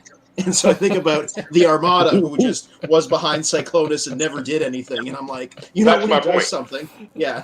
That's my point. Yeah. Yeah. Now, Johnny, do you have Fans Toy Cyclonus? Quietus? I have almost all the Fan Toys releases. I do. I had the original version and the movie version. Cool. Yeah. So if you have, and now you have you've got the KFC as well. I had the X-Transbot one, the Elegant. Yeah, that's what I mean. X-Transbots. I'm talking about X-Transbot Cyclonus. I sold it. It's Fans Toys is just so much better. Absolutely. The sculpt on the KFC was amazing. Like it's the tune accuracy of the KFC version is immaculate, but the quality of that figure was a nightmare. It actually sucked. It was I was hard. really happy. I had the it fell apart like the plastic. I transformed it once. Yeah. And it started falling apart. I'm like trash. Well, the tabs that put the cone on the end, they like break off, and then the seat that like slides up and down. It was a stupid design, so it was trash. But we're talking about the X-Transbots version. But the sculpt of that X-Transbots version was one of the early figures where they were doing where they started to do tune accuracy like as if it walked off the screen. So that's what they had with that one. But anyway, the reason I bring it up is because if you have both of them, as I do, what you can do is you use one of them as Cyclonus, and then, of course, the other one gets demoted. The X-Transbots gets demoted to being merely the Armada in the background. Right. Yeah, he got demoted and got sold on eBay. Yeah. That's on eBay. So actually, I have both versions. So I keep the other one because it comes with the IDW stuff, the faceplate, the crooked, lopsided horns and all that. And the broken horn. Yeah, it's so good, man. So I keep one in that form, and I keep the other one as we know him. Yeah. So Shiba Kobe on YouTube says, interesting thing about headmasters and how it treated pretenders. They convert between organic and robotic instead of popping out their shells, which is how my OC works. Yeah, it was Master Force actually, which was the next show. But yeah, that's correct. Yeah. They actually could disguise themselves. What's he talking about? What is he talking about? OC? How his OC? Oh, original character. Oh, okay. No, fan character. Thank you, because I didn't know what OC meant either. I thought Shiba Kobe was saying he also has the ability to do this. Like his OCD, his own OCD works in this way. That's what I thought. Right. Yeah. And it also mentions, not to mention all the sweeps. Actually, now I guess D or Bill, were you saying that Cyclonus would be able to rally all the Decepticons to overthrow Galvatron? That's what Bill was saying, yeah. I could see that happening, because especially on the Decepticon side, combiners never liked Megatron and probably don't like Galvatron. Whereas all the combiner teams basically hate the rest of the Decepticons, but they always had a hate for Megatron. Which the Stunticons were a whole unique breed because they all hated themselves on top of hating Megatron and the other Decepticons. So I could easily see Cyclonus rallying up all the combiners to say, hey, let's take out Galvatron. Good point. Yeah, but we you guys have discussed this already. It's kind of a moot point because we know core to Cyclonus's character is his loyalty to Galvatron. Yeah, so he wouldn't. To the Decepticon cause. But to reinforce Bill's point and your point, Spin, you recall that when he shows up on Char, he does speak with that authority. Like he has the moral authority to castigate the other guys. So even the other Decepticons who are not feeling like playing along, so Astrotrain is the first to respond, right? He's like, okay, I'll contribute. And then the other guys fall in line. But it's Cyclonus who says what's wrong with you guys? Don't you have any self-respect? Pull yourself, get it together. Yeah. Right. So he does have those leadership qualities, right? He knows how to make the troops fall in line. I just thought, and that's probably what, and in a different way, that's what Ultra Magnus also shares with Cyclonus, right? Could Cyclonus be perhaps convinced that it would be better for the Decepticon cause if Galvatron weren't there? Could somebody give one of those? Yeah, that would have to be the scenario, right? Yeah, where loyalty to the Decepticon Empire is exactly what you're saying, right? Where he decided that loyalty to Decepticon Empire required getting rid of Galvatron or setting him aside. Just because they mentioned Diane Duane White and Web World, I'm thinking of all the Star Trek scenarios where Captain Kirk was able to use circular logic to talk computers into blowing themselves up. Could somebody talk Cyclonus with circular logic into taking out Galvatron because it's for the best? Is that a scenario that could happen? I think a much more likely scenario is to talk Galvatron into taking himself out. I think that happened a few times. Yeah. Blowing himself up along with the planet or something. Right. Shiba Kobe on YouTube says Motormaster was adamant about dealing with Galvatron's insanity back in Web World, and Motormaster did said, I'll take care of both of you, which is ironic for Motormaster to say it because Minosaur is basically at the same mental stability as Galvatron. Yeah. Damn. Yeah, but Motormaster's not. Remember, Motormaster is also the guy who's he's the one who says, yeah, well, they're basically the same guy, right? So he's also there when when Cyclonus is trying to rally the Decepticons, I mentioned that Astrotrain is the first to like say, okay, fine, let's go with him. And Motormaster is somebody who's more reserved, but it's clearly in a leadership position. So he's somebody that other Decepticons are going to follow. Mhm. So when he says, well, he's like, so Cyclonus is like, come on, let's rally behind Galvatron. And who is it? Is it somebody else says Megatron, and then Motormaster says, well, they're basically the same guy. Do I have it right? I think Astrotrain said it. Is that Astrotrain who says basically the same guy? Mm-hmm. But that is what was said in that scene. So does Motormaster have a role in that scene? In that, is he there, or am I mixing that up? Because I feel like he's there, and I feel like he also.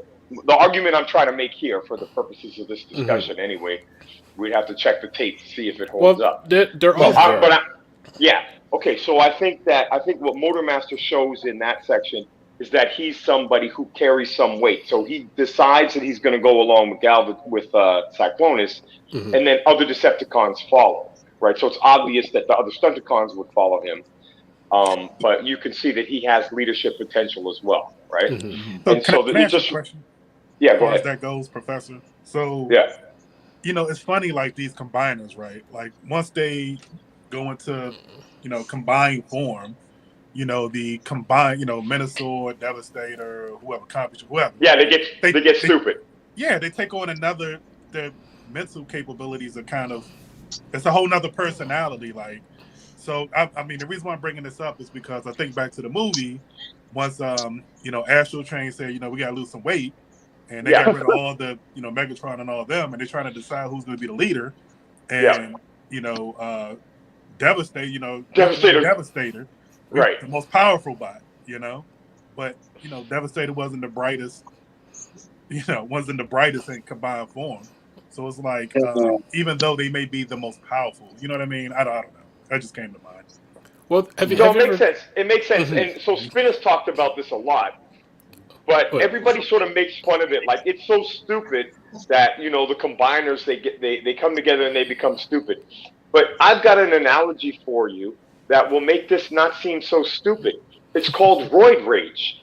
Any of you guys take a whole bunch of Deca, whole bunch of testosterone, and see if you retain your level-headed intelligence. All of a sudden, you get that power, you go crazy. No, see, I'm thinking of a quote from Men in Black, the famous quote: "A person is smart. People are dumb, panicky animals." So a transformer is a person. A combiner is people. That's right. No, that's a good point too. Depends on the combiner, because certain ones have a separate personality, and some are all fighting amongst themselves. Right. Which, funny enough, I actually read on Piranicon's bio that Piranicon and Snaptrap basically have a mental conflict that if Piranicon is formed too long and he gets in his mode of just killing everyone, Snaptrap has put a timer in his head to disengage the Decepticons, or else he'll never disengage. Yeah. Oh, that's a good story. Mm-hmm. I love that it's different. Kind of like Dr. Banner, like Bruce Banner putting in a failsafe to make sure that he reverts. Yep. Right? It'd be the same kind of concept. Sorry, what did you say, Johnny? No, I was just saying I love that. No, it was me. Combiners have all different personalities. It's interesting. D, do you have the Gravity Builder Constructicons?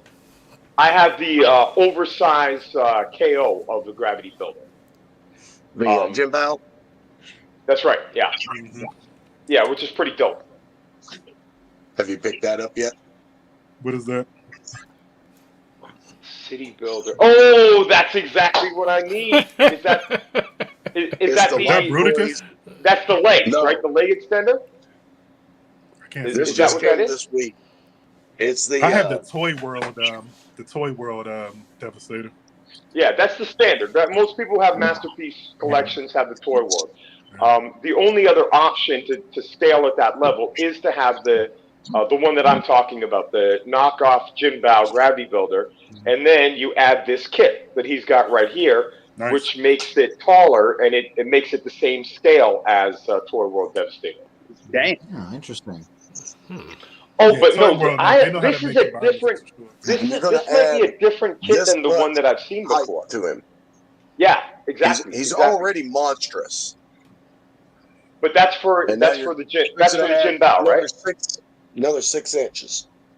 Yeah, it's for Gravity Builder or Jin Bao. It'll go to either one of them. Really? Yeah. Oh, That that's goes pretty the neat same. because the original Gravity Builder is quite a bit smaller than the Jin Bao it's one. smaller. So that's interesting that it can work for both. Hmm. Yeah, that's really cool. So you'll have to show us when you get that combined.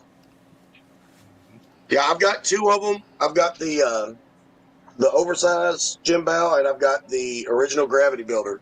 And I've already got the first upgrade kit on the Jin Bao one, and I'm gonna transform them, combine them, and put this one on them, and we'll do a side-by-side comparison.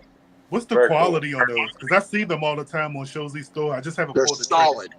They're solid. Are This thing's about 6 pounds. Ooh. Yeah, let me hold on. Let me refine that comment slightly.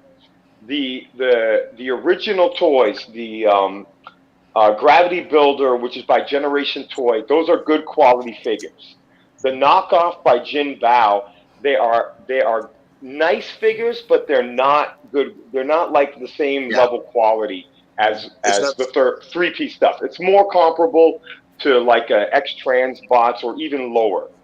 It's sort of midway between what you expect in a third party and a mainline figure. So the plastic is a little cheaper. Some of the stuff is not as strong. But that said, they present just like any other masterpiece. Like on the shelf, you cannot tell. You pick it up, you manipulate it, it's a little bit lighter. But also you need them to be light because it's for a combiner, right? As you know with the toy world, right? So let me. So I'm glad you brought that up, right? So yeah, my favorite combiner that I have right now probably is the Bruticus, but I have the Superion Toy World, right? So I have the.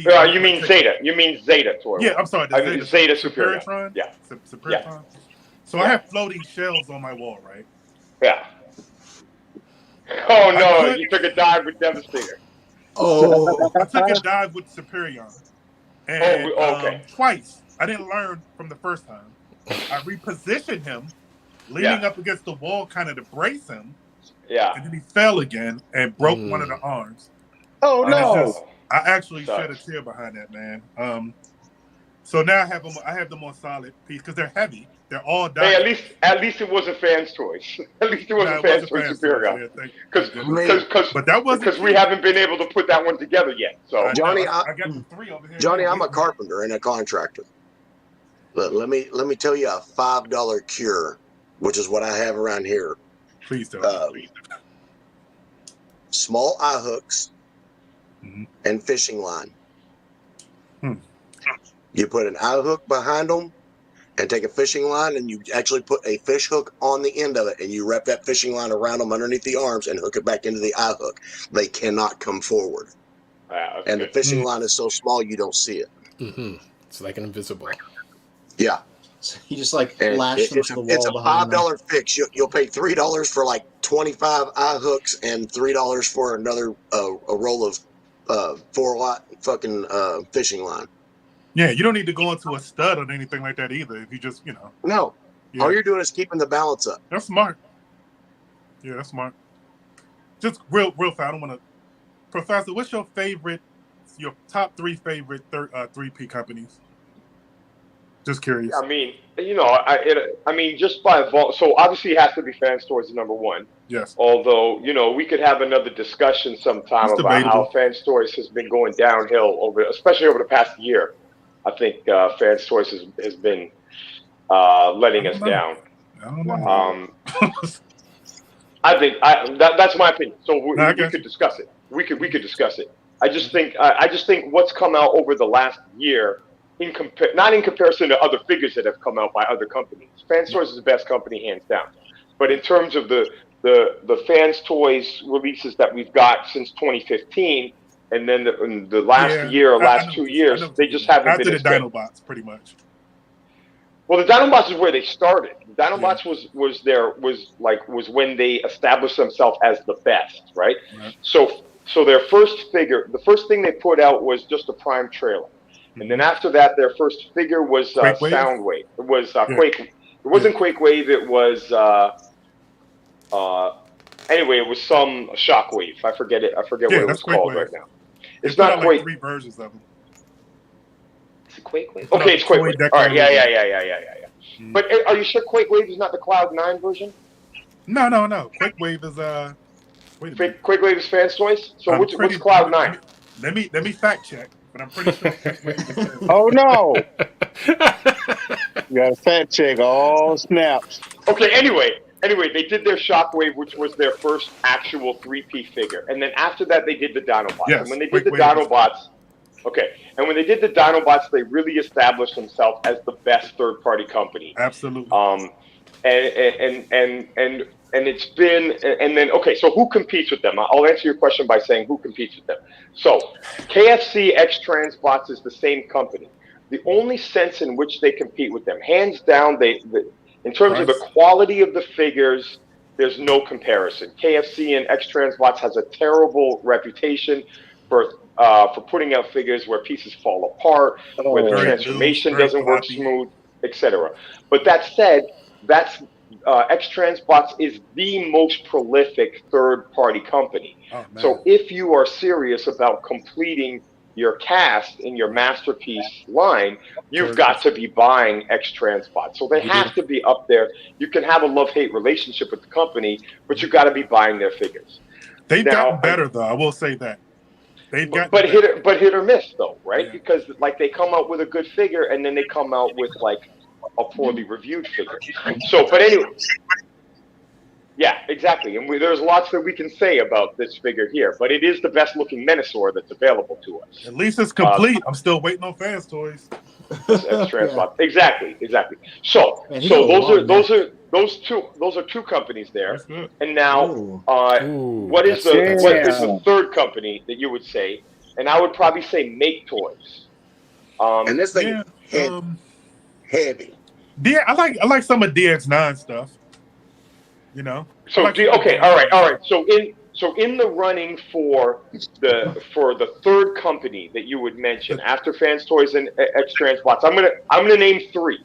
Okay, it's either Make Toys. What did you say? DX9. Yeah. Okay. DX9, which is also it's Unique Toys. DX9 / Unique Toys. That's the same company. So it's them or MMC. Or if we're including MMC in this, MMC is number 2. That's why I'm telling. That's why I was saving it for last, because you either say Make Toys or you say Unique Toys or you say MMC, and I would say MMC. And the reason is, go. Fans Toys, MMC, New Age, third party. Those are my favorites. Oh, I thought we were talking about Masterpiece scale, though. Oh, if we're talking Masterpiece, you got to keep New Age out of it. Okay. So, Masterpiece scale. So So we agree on the top 2 is Fans Toys and then MMC. Yes. And then probably X Transbots. Gentlemen, not to interrupt. It's got to be X Transbots. 4 a.m. comes around really quick. I got the jet. I will see you all next week. Oh, you're taking off? Yeah. All right, Bill. What's your final vote, Magnus or Cyclonus? I'm up in 4.5 hours for work. So. Oh no. Oh no. Peace out. See y'all next weekend. All right, bro. Good one. I think Bill admitted that Cyclonus would be the better leader. Like he said, even though Magnus' favorite character, he acknowledges his limitations. Yeah. So let me catch up on the comments. It is 10 p.m., so we are going to wrap up soon.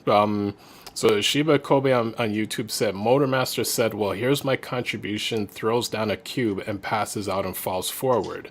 Mood. Okay, so thanks. I gotta say thanks to Shiba Kobe for correcting me. So I just said it back. So what I said was backward. I said it was Astrotrain who donated the thing, and then Motormaster made the Megatron Galvatron comment. I just had it backwards. And then but that was before they knew Galvatron was nuts. And the smartest combiner, hands down, is Predaking. And also says that Quintessons installed a timer in Abominus in Money is Everything. And then a quick, I guess, a long comment on Reddit asking the same question between Magnus and Cyclonus. Someone says, to be honest, I believe that Cyclonus would be a great leader for the Decepticon after Galvatron New State of Mind. He managed to unite the scattered Decepticons to find their last leader and seems to generally care about his troops, even taking Galvatron to therapy. As for Ultra Magnus, he would make a fine leader as well. One issue I think he has that he's a full-on military commander rather than a friend. He's all business, very straightforward bot who commands his troop but never really talks to them. He's a great second in command, being able to analyze and provide great tactics for battle. I just don't believe he's the best leader for the whole Autobot cause. You have to have that fatherly vibe, you know. Yeah. Fatherly vibe. It's funny people 'cause skills, basically. people talk about him being like, oh, I can't deal with that right now because the other shuttle crashed, and people are like, oh, it's like he's nervous. I'm like, no, it's because he is being a little too military and going like, those guys are dead. We got no time. We got to move on. Like it's more cold than anything else. Oh yeah. Yeah. Look, I was in the military for 5 years. I can 1000% see military all over. I mean, it's in Ultra Magnus. Yeah. Mission driven. Okay. Period. Yeah. Okay, so here's the last question to leave off on. If they had to switch sides, who would make a better leader for the opposite team? So if Cyclonus found himself leading a platoon of Autobots on, let's say they're stranded on some planet, he's got to lead a bunch of low-ranking Autobots, and versus Ultra Magnus has to lead a platoon of Decepticons. Right, they end up on Quintessa somewhere. They got to work together. Magnus is the clear senior guy there, and it's a bunch of Decepticons. You know, who's gonna work better? Is Magnus gonna have the skills to pull a bunch of ragtag Decepticons together, or is Cyclonus gonna be able to pull a bunch of ragtag Autobots together? I think Cyclonus would do better. Yeah. Okay, I think Ultra Magnus would get beaten to death by the Decepticons before they would follow him. Well, Cyclonus is so loyal and so a company man, and so he waves the Decepticon flag. He will wave the Autobot flag just as well, right? If he was leading them, and and he's tactful. He's not just all brawn and no brains. I think he would do well, just for the simple fact he would be so committed. And Ultra Magnus on the Decepticon side, indecisiveness and not really, kind of flexing muscle and kind of, the Decepticons respect strength and, aggression and, decisiveness. And I don't think Ultra Magnus is that. Well, have you ever? Well, hold on. We've been quoting relevant sources to make our arguments here. You guys have checked out some BIOS and tech specs. But in your last two comments, I think you've forgotten something important about Ultra Magnus. Both you guys, Anthony, when you said you think he'd get beat up. What you've forgotten is when Ultra Magnus rolls into action, he takes on Decepticons like no one else. So if you consider that when he rolls into action, he takes on Decepticons like no one else. Nice. Okay, well, question for everyone else who has watched Star Trek: The Next Generation. I think Ultra Magnus would be analogous to Riker when he was up with the Klingons. Oh, that's a good way of putting it. I remember that episode too. I mean, he did eventually pull it together. It was difficult, but he pulled it together. Riker was number 2 in command, right? Mm-hmm. Yeah. Yeah, it's like I don't fully remember the episode. No, that's good. But I think Riker and Magnus, the same position anyway. Yeah, same position, and it's just I I could see Magnus leading the Decepticons, but the Decepticons trying to take him out at the same time, and at some point, they end up earning his respect. Yeah, that is how it went. So I could see that happening. Like he has to start approaching things by their standards instead. You know. Mm-hmm. I mean, the Decepticons they respect strength, right? Strength and who's the strongest, and you know. So he was talking about next generation. So I think Shockwave will be Data. Data? What's his name? Data? Yeah. Data. The cyborg on there, or am I mixing up shows? No, you got it. You got it. Yep, even that would be him. Cold and calculating. Just just Shockwave doesn't want to be human where Data wants to be. So that's the only difference between the two of them. Pretender shell. Equivalence. Anyone, pretender shell. I'm just saying. Wow. I love how we just have everything right there, like there's a reference. He's got a phaser. Yeah. I like that. Think about it though. I was like, does he have a lightsaber? At first, I thought it was like a lightsaber. I'm like, oh, he's a that's phaser. A blaster, dude. That's a laser beam. I would love to have one of those. Phaser effect. He's got a phaser effect. Mm-hmm. Cool. John on Facebook says, "Hey boys." Hey John. Yeah. What up? Hey John. Nope. So I think that did does it for the everyone night, kind of gentlemen. cast a vote? Well, I don't know. People laid out their argument. I don't think it's a point. I mean, I don't think anybody has voted for Magnus. Yeah.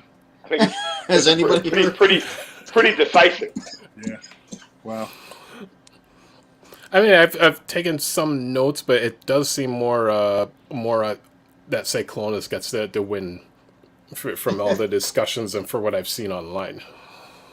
If Magnus believed in himself more, had more, but again, if he doesn't want that position of giving orders, I mean, what can you do with that, Captain Morgan pose. Cyclonus for the win. Hey, have you seen the second release of Cyclonus, the warforcybertron one? Yeah. It's a Target Master, and it's in 20 colors, and it's got stickers. Yeah. Yeah, the darker color. Yeah, that's one of my it's nice. Warforcybertron figures. So then one of them becomes the Armada, one of them becomes the actual Cyclonus. Yeah, exactly.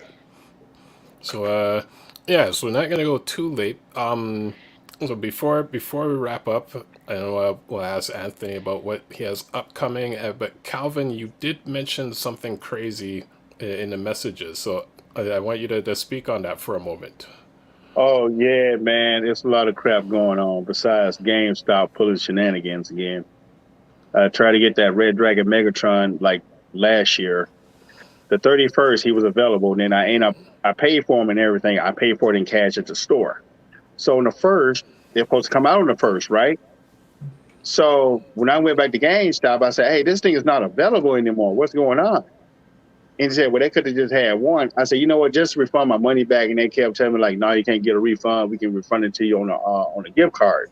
So I went to my other guy. He ended up giving me my money in cash. I ended up going to Big Bag Toy Store and purchased the same item. And I got it within like 4 days. That's crazy. Yeah, it is. Oof. I haven't had any problems with GameStop too much, but yeah, man, it's just like you were saying. Like, I don't know if you guys follow him on Instagram, but he let you know. I like that you put on your Instagram when you have these experiences, man, because it's crazy. Mm-hmm. I don't know if these executives really kind of look and see what the people are saying, but these scalpers, and it's ridiculous that we just want to collect. You can't get things that you want because people who either work at the stores or have friends that works at these stores, they buy up everything and to go to the third to eBay, pretty much. Mm-hmm. It's crazy. It's sickening. What can we do about it, really? Only thing we got to do is because right now, I don't know if y'all know, Disney they're going to cut back. They're going to start attacking the resellers now because they're going to start charging them fees, and they're going to start fining them. So when they're selling these figures now, like including your Marvel Legend characters, Disney finna go out to all the resellers now. So I don't feel bad for no scalper, no flipper. If you out here doing it, just to be buying up everything, now I can sit back, I can laugh and eat my popcorn. But that's Because sad too, because like me, I got to the point where I collected so much that, I mean, I had a ridiculous amount of stuff, right? So now I'm at the point now I don't need the Fans Toys version, the X Transbot, I don't need all that. It's I was keeping one like in alt mode and one I don't need all that. I'm running out of space and I just don't need it. So I sell, when I replace something, I don't keep the other one. I sell it now, and I started that like a year or two ago. So I would hate to have to pay a tax to Disney or to whoever because I'm trying to sell this. You know what I mean? Yeah. That kind of sucks. I don't see like what we can do, or what the company can do, or what we can do as collectors to really rectify this in a good way that everyone's happy. Yeah. Well, go ahead. Sorry. I know. I was just gonna say, like I rely on reselling figures to fund me when I go to TFCon. That's how I pay for everything. Yeah, to buy future stuff, I sell. I mean, Yeah. I'm into photography too, and when I get a new lens, I sell the old one, and that's seed money for the new lens. I think a lot of people do that. So if they start that and make it a thing, that's a slippery slope there. You know what I mean? Yeah. Yeah. If you go to Hasbro Post website right now, did you see the new Spider-Man cost damn near $40? Yes, ridiculous. Those are the Disney fees, and that right now. Yeah. It's the point of like these corporations now. They're charging fees on top of the figures when you buy them, and that's these when ones they weren't say that now. bad. And these just came out, and they weren't that price. Yeah, but no, they just started this with this new release he's talking about. Yeah. Go to Hasbro Post and see what they're asking for that. Yeah, ridiculous. So with tax, it's $40 pretty much for a Marvel Legends figure. I mean, come on. Yeah. Did you see the new GI Joe that Recondo, and did you see the Tiger Bazooka? I saw the Recondo, yeah. Look at the pants. Same figure. Rehashing figures.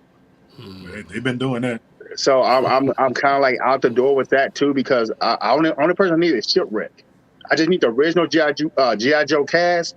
I'm done. I'm out the door. Yeah, that's what I was doing too. I was trying to go with the G1. I got Shipwreck right here. Shipwreck and Polly. Bam. Nice. There you go. Yeah, nice and retro. Yeah, he's coming. Nice. He's coming in the next wave. You do know that, right? Man, I had to have Shipwreck in there. Yeah. So yeah, it'd be nice when they classify, when they start. Because right now, to be honest with you, I know this is a Transformers form. I don't want to go on and on, but it's close enough. It's adjacent. I've only liked the Cobra releases, really. Like, I'm not really feeling the Joes as far as the classifieds right now. Right. Cobra, they've been knocking them out. Every time I go into because we still got Toys R Us in Canada. Every time I go into there, because they're the different company owns them. Nice. They're the most reliable source of classifieds. They still have Snake Eyes movie stuff that they just never moved, like almost the whole lineup of characters. Wow. You'll find some of the movie Snake Eyes stuff here too. So like when we go to our stores, like me and Calvin, I don't know about you. You're in Minnesota, right? Yep. So I'm in DC, right? And the only thing I consistently see hanging on the pegs, MOTU stuff. That's it. Everything else is picked over and just like. Or they'll get stuff from like 2 waves ago, and it's like, and they're overstocked with it. But it's like, because we moved on, like what's going on here? Mm-hmm. It seems like the West Coast gets all the new releases. Like it takes forever. I'm on the East Coast, so it takes forever. It feels like for it to come here. And by the time it comes here, it's like go on eBay and get it and just pay the eBay tax on it, which I rarely do. D's saying I quit GI Joe classifieds. Price increases. Yeah, fair. But still need that spirit figure. That looks perfect. Oh, I got that. So I don't know, man. I just shake my head, One of the bro. few Like Joes that I do have, spirit. Yeah. Yep. Ooh, nice. Oh, nice. Yeah, they do a good job with these classifieds, man. I mean, I'm really impressed with those. Yeah, that's what I hear. Like, regardless of whether or not how expensive they are or what they're selling, I hear they're all pretty solid. Yeah, they're kind of like masterpieces, man. I mean, essentially, I mean, they're kind of big. Like, I don't like other than Transformers, like action figures. I don't like anything really over 6 inches normally. Yeah. But I like the classifieds. Like I don't do McFarlane. Like I don't like those. Yeah, They're just too big, I- and I'm not a McFarlane guy. She was I'm a saying, Mayfix guy. I love Mayfix. yeah, Oh. I've heard. Speaking of Mayfix, are you getting that Psylocke? I have it. You had it and you sold it. No, I have it. It's on the show. Hold on. Let me see. There it is. Yep, Ooh, there it is nice. in its finest glory. Yep. Mayfix Wolverine. Mayfix Cyclops. Oh, the Mayfix Gambit. Dude. all the '90s X-Men. They always have such a nice unified aesthetic to them. You They're know, great. Jim Lee. Hey, Love it. how much did you pay for them a piece? I pre-ordered Cyclops. She was like $89. I can get it for $65. You guys are overpaying for Mayfix figures. Don't go to Big Where Bad you Toy getting it Store. from? I would send it to you. I would DM you on Instagram. Please do that because I would love to do that. It's a site. It's cross seas. You get it for $65. You getting the actual figure. They ain't got all of them. Are you talking Amy something?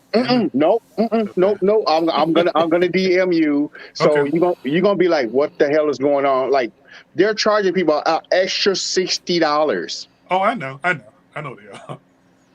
Yeah, I know they are. I mean, Big Bad Toys and all that. That's the reason why I go. Again, I'm a primarily a third party masterpiece collector is what I do. I get all of them. I hate that I'm not buying domestically, but you get the better price overseas. So I get everything from Show Z store. Free shipping, and you're getting it at a really good price. And their points reward system over there. And I'm not towing the line like I'm getting paid from them. But they just, as a collector, and I get a lot of stuff, Show Z store is just better. Now, if there's a Show Z store equivalent for Mayfix, I damn sure want to know. You know? What? Yes. I did not know that.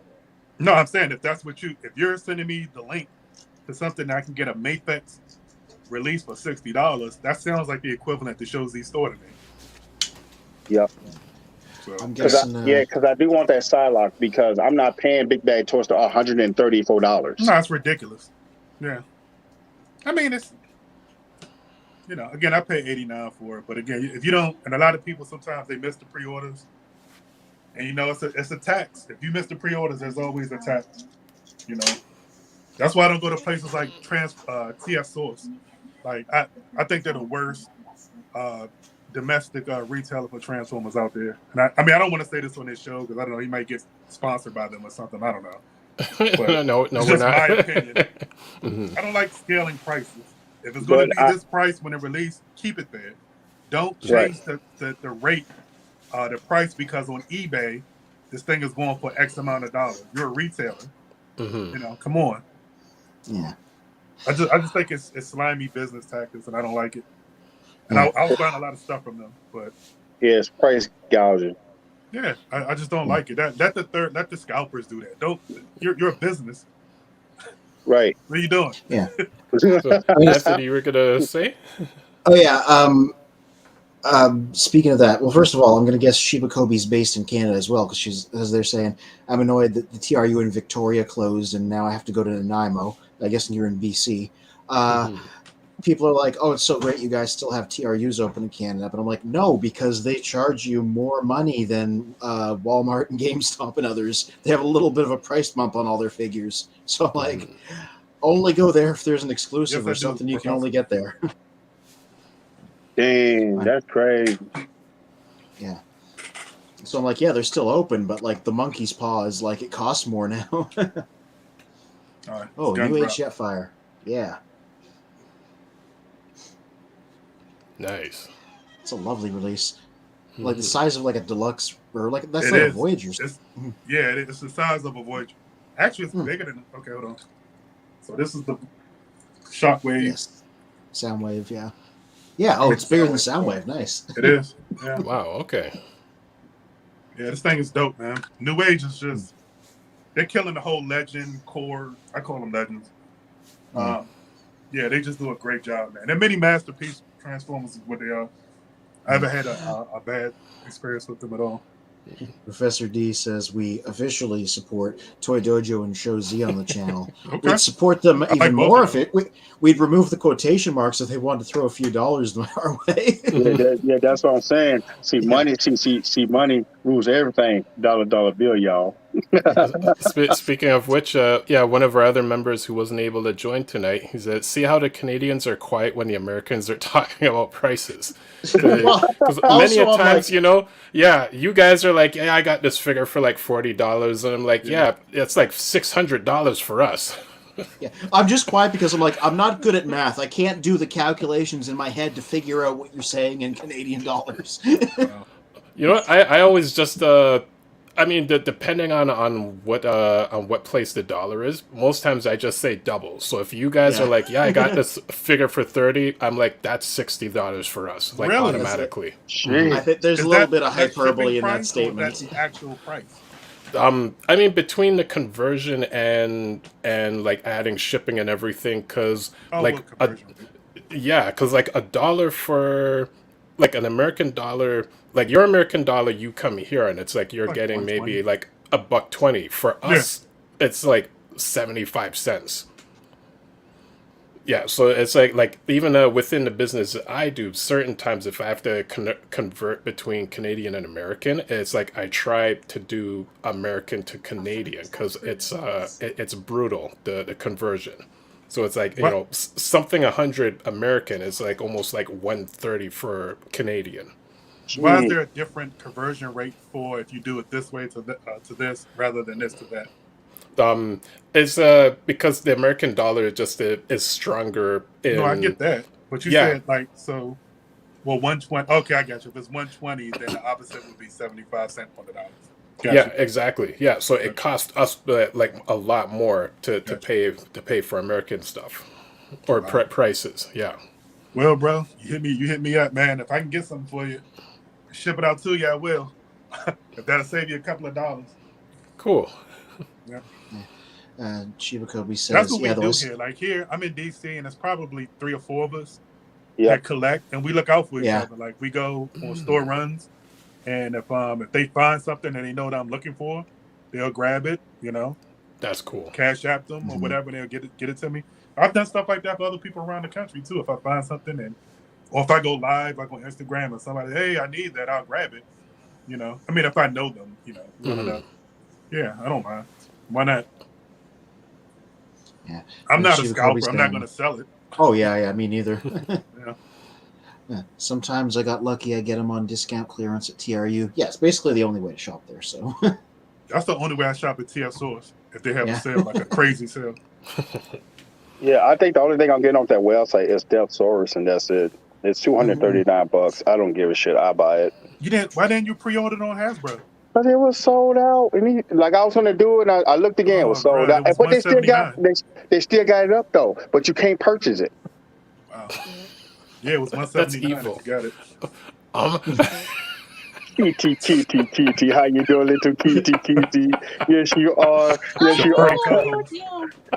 Oh, help! You spelled me in I agree, Professor. Oh yeah. Thank you. The vicious All right, you guys gonna make me go get my chihuahua? Don't make me do it. Don't make me go get him. I'll get him now. The vicious bobcat. The hovering bobcat. You ignore the hands. Yeah, the shipping. Yeah, because I buy a lot of. There's a lot of collectors in Canada, man. I bought a lot of stuff from Canadian guys, and you got to pay the shipping, but. I've gotten some good deals on figures themselves, price-wise, but you have to pay to get it shipped, So it kind of, But yeah. And he also mentions to keep collecting in Toronto, we need a dude who has an address in Buffalo that we can ship to and make a border run. And funny, a lot of companies... That's not a bad idea. Even the record stores back in the day, they would do that. Like all of the newest releases... They would ship them to like whichever address in Buffalo, and the record store owner, like Thursday morning, he would drive to Buffalo, pick all of them up, drive back to a store by Thursday late afternoon to put them on the shelves for all of us DJs to buy. And that's the only way, because the other issue is dealing with customs. Mm-hmm. So, say the item's $10, shipping is like 15, so you're thinking, okay, I'm paying 15. If customs gets their hands on it, now it's a whole extra charge for them to take it apart to make sure it's actually what it's supposed to be. Wow. What You mean the take it out fuck? the box? Not literally take it apart. They take the box. They rip the not rip it apart, but they open up the box, inspect what's inside of it, and then wrap it back up, and then charge you that extra fee. And it's like you're not expecting that because you already had whatever price you were expecting initially. Right. Wow. See, the good thing about eBay, they have the global shipping deal. Right. Just so I had Transform Element Prime, and I sold it to a guy on eBay, and something happened with we couldn't do the transaction on eBay, so I gave him my Instagram, and good stand up dude, I trusted him, so I ended up shipping it to him, and I had to fill out the custom form, like you said, it was like $40 or $50. He lived in trying to think of the province. I think he was more Vancouver, I guess. I don't know what I'm guessing because you're on the eastern side. So if he's on the western side, probably like out BC ways. It was like $50 or $60 to ship it, and he was happy to pay it. He was happy. Okay. I'm like, okay. I'm like, this is insane, but all right, bro, no problem. Mm-hmm. Damn. Gotta do what you gotta do. Yeah, Mavlati says we can easily just start a Transformers trucker convoy. Yeah, everybody has to drive this kind of truck right here. Old cab over Peterbilt. Yeah. Mm-hmm. I don't mind. We're gonna be in there like those guys that are tying things back to the beginning of the episode. You're talking about a rough ride. In another life, years ago, I used to drive commercially tractor trailers. And that is a rough riding truck. That is not a good truck. Oh wow! In terms of like comfortability, Optimus Prime is horrible in real life driving around, man. Yeah, terrible. Details that you wouldn't expect. I mean, they never portrayed that with Spike and Sparkplug. Like they always enjoyed, riding an Optimus. Yeah, those Cybertronian shocks. I guess he had. I don't know. It's a rough ride for this. Cool. What I want to say is been an amazing evening. So just before we sign off, we always ask Anthony what he has upcoming for our website, which is childreofprimus.com, where we do news and reviews of characters. And Anthony does written reviews of characters that he's recently gotten or characters that have kind of missed reviews from before. So yeah. I was going to say, I pulled something from the archives this time around. Remember, I take photos too. That's important. I went from the archives and pulled something from the early 2000s, Robot Masters Mirage. A lot of people don't know about this toy line. And this is a repaint of an older figure, and he's interesting because he shares some engineering with the early Beast Wars toys because he can do this. It's a one-step conversion. Nice. But unlike a lot of modern figures that do that, he has the full joints. Got some weapons hiding in his legs. So I gave this guy a full photo shoot and write up, and this weapon doesn't want to come out right now, but it does. And yeah, tomorrow, probably by the afternoon, once I get it uploaded, you'll be able to read all about this like little piece of history on childreofprimus.com/news and reviews. Nice. Is that a Zakara release? Robot Masters is a Japan-only line. It's from the mid-2000s. It's kind of like what Legacy did before Legacy did it, and that it was a big crossover. Like that's where this Leo Prime that I had came from. And they did Star Saber, Victory Leo, Optimus Primal, Optimus Prime. Like it was a big crossover. And yeah, Mirage here's from that line too. And yeah, there's the URL right there. 2 quick comments before we sign off. Kaden on YouTube says, so Children of Primus, you have Leo Convoy and Big Convoy, but do you have Beast Wars Galvatron? Oh, unfortunately, no. That's one I would like an update of, though. Wait. Which one? You said Beast Wars Neo? Beast Wars the second. Beast Wars Galvatron. Yeah. He was a triple changer, a dragon, a drill tank, and a robot. I have that. Oh, wow. Okay, there. Between us, we do have Galvatron then. There you go. He's Leo Prime's opponent, basically. It wasn't the original. It was like Beast Wars Megatron. Same name, different identity. Wait. Find a photo. Go ahead. I want to find a photo real quick. Also asking, do you have Beast Wars 2 Galvatron? Yeah, that's the same one. It's the same one. He turns into a drill tank and all that kind of stuff. So I have a mortgage, and my mortgage is $3,000. Hey, you gotta play the lottery. To live in DC. See, I have that. Yeah. Nice. Yeah. That's so Megatron. Galvatron. I'm sorry, Galvatron. I see the colors, I guess. Yeah. Well, much like Beast Wars Megatron, the intention was that he was another character that had taken the name for himself. So it was just a in name only kind of thing. Mm-hmm. The colors make him still appropriate. I hate that. I don't want to go down another path. I'm just curious. I love you guys' knowledge and your take on just Transformers in general. Mm-hmm. How did you guys feel about the warforcybertron kind of the G1 and the Beast Wars kind of coming together? How it did? Just we don't have to go into detail. Just want to get your overall opinion on that. It was the best of the three shows. I wish it was a little better written. Yes. I think it was an interesting idea. Yeah, it made me want to get into Beast Wars. I'll say that. I'm sorry. Go ahead, Spencer. Yeah, that's okay. That's the best part out of it. Cool, because I found it kind of the premise they were going with is they dug into the episode where let me see, basically where the aerial bots go back into time, between that the history of Optimus, and then also leading up to before they left Cybertron to come to Earth. So it's kind of like all those little plot holes that were left in season 1 and 2. The War for Cybertron kind of filled that in, but then still kind of took their own direction, because I personally thought Beast Wars came in way too early, but I mean they did a good job with it. But it was just kind of like, here's an entire series of the 80s and partly 90s crushed into like a handful of episodes, like just going really quickly. Yeah. I will say this. It made me mostly go, just watch Beast Wars. It's also CGI. It's that same cast of characters, but they're better written and better performed, and it's a better show. So watch Beast Wars instead. Yeah. I watched the first 2 episodes.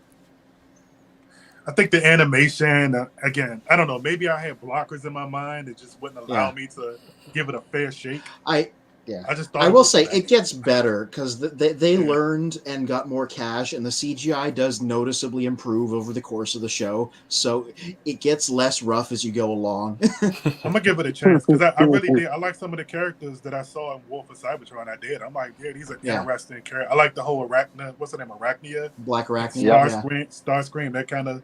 That dynamic in between them two. Yeah, I like that. I like Rhino. She comes in a little into the first season. She's not there from the start, but she's there pretty early. So yeah, I think I'm gonna check them out. I'm gonna check it out. Cool. Yeah. Professor D says, if Calvin could keep himself in the box, he would. You need to come up with a filter next time you're on here and make it look like you're in one of those new open box packagings. And you got the logo and everything here, and you're just there inside while you're talking. See now you're gonna make me do something that he's not gonna like. I'm gonna put up in the background while my Transformer keep falling apart, and I keep buying the expensive ones, third party. I want a shattered glass version of Calvin. Who opens everything? We want you to get a headband. Rock a headband with That's it. A shattered glass version of Calvin that opens everything. Yeah, exactly. You just go crazy, going through the box. Yeah, but I am in the new Transformers movie, by the way. So let your guys know. I was in the background. I also slapped Scourge, and then we kind of had a big fallout. That's how Bumblebee gets annihilated.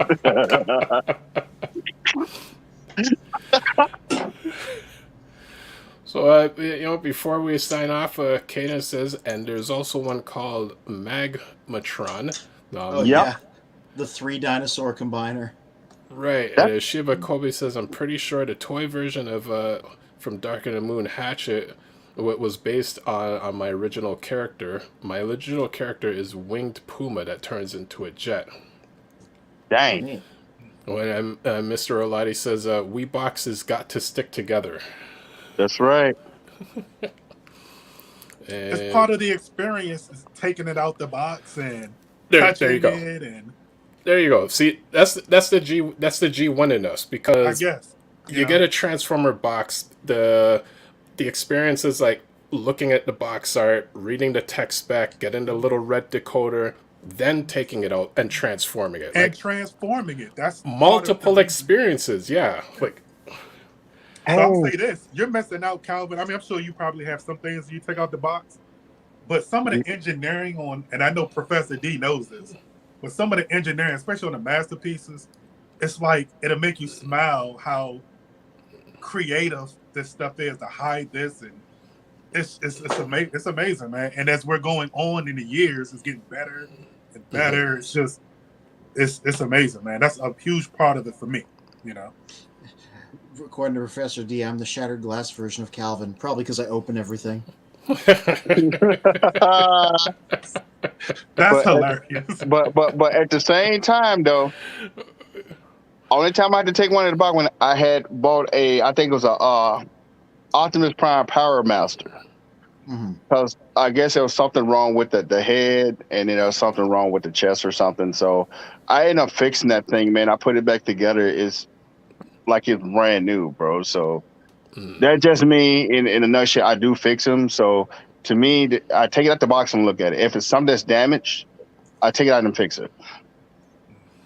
Cool. I understand keeping things in boxes if you want to resell down the road. I mean, I totally get that. I'm not reselling nothing. I'm not doing none of that. Yeah, I know. I've heard you say that before. I'm like, why are you keeping them in the box? I don't know, you know, because my thinking is so different. I don't know. Well, see, because the history of that, because my aunt, she passed away last year.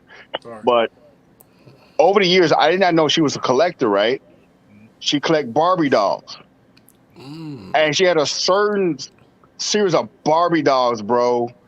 Like, they're crazy market ones. Like the first one, she got that whole collection. And it's sick. I was like, well, I didn't know she was a collector. So she told me. She said, go look in the trunk and see what's going on. And it was like, Auntie, I know you collect figures and stuff. I thought she's just a regular lady. They go out, work, do stuff around the house. And I said, why not just be like that or something? So I took in the hobbies of that, of just being fixing figures, collecting figures. Don't take them out the box unless I have to. So that's just one of the things that I said, man, you never know what you got.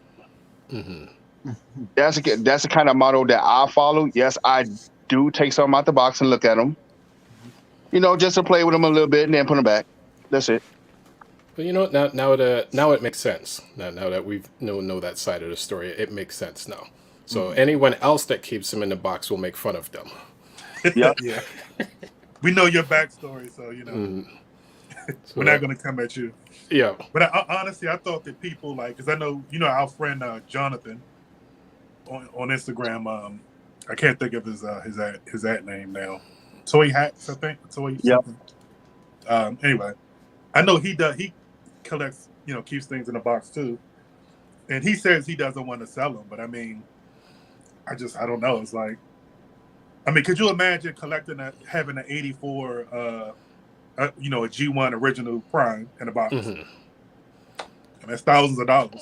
So I mean, Dang. or when you die, someone's going to inherit your collection and have a nice chunk of change waiting on them once they sell it. That's what they're going to do.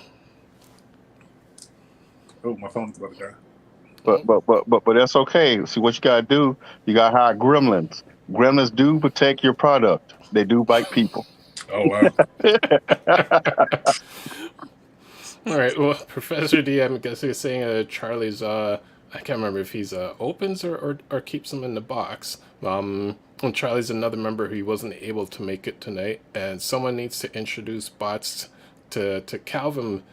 And Michael says, make sure to hit the like button, the notification bell, subscribe, or I'm sending Huffer to your place.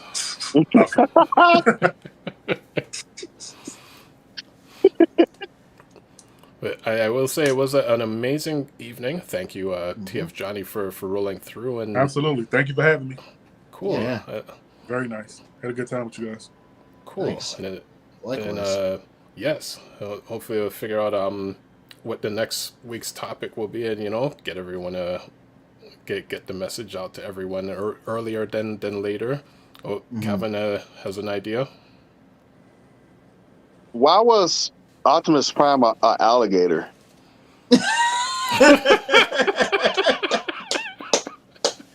You lost me on that one. He was an alligator.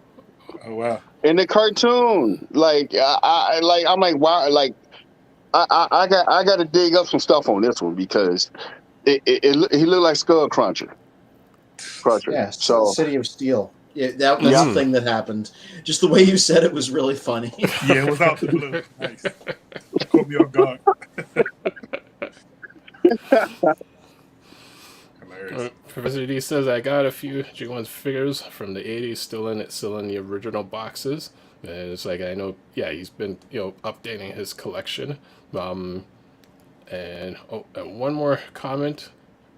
Yep, props to the team for another great show. Johnny, thanks for joining. For sure, anytime. Hope to be back. Cool, definitely. So, there's, oh boy, one more comment. There we go. There's going to be a Cybertron film after Rise of the Beats. I mean, I'd like that to be true. It is. There was rumors of an animated film called Cybertron 1 on the slate for years, but they keep shuffling their plans, so maybe it'll happen. What was it about, Anthony? It was an animated film about the origins of the war, which at this point, maybe they're not going to do it because it's been done, because we first heard about it before Siege was a thing. So maybe that ground's been covered now and they're not going to do it. Has anything been done with the origins? Like we were just talking about, like, the beginnings of Megatron and I'm sorry, like Ryan Pax and Icon City and just all the stuff early on, like Yeah, Brian Ruckley's stuff that I was plugging earlier, his run on IDW that recently happened started in 2019. No, I mean like a show. Oh, a show? No, not from a show perspective. Nothing that we've seen past Ward on. Yeah, it's a series maybe.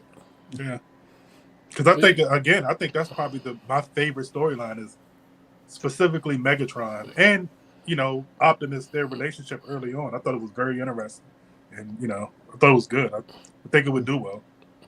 You know what? I'm getting an idea for next week's show, so I won't mention it yet. But I know it jumps into things that we've spoken on before, so I could see us really getting into this topic for next Sunday.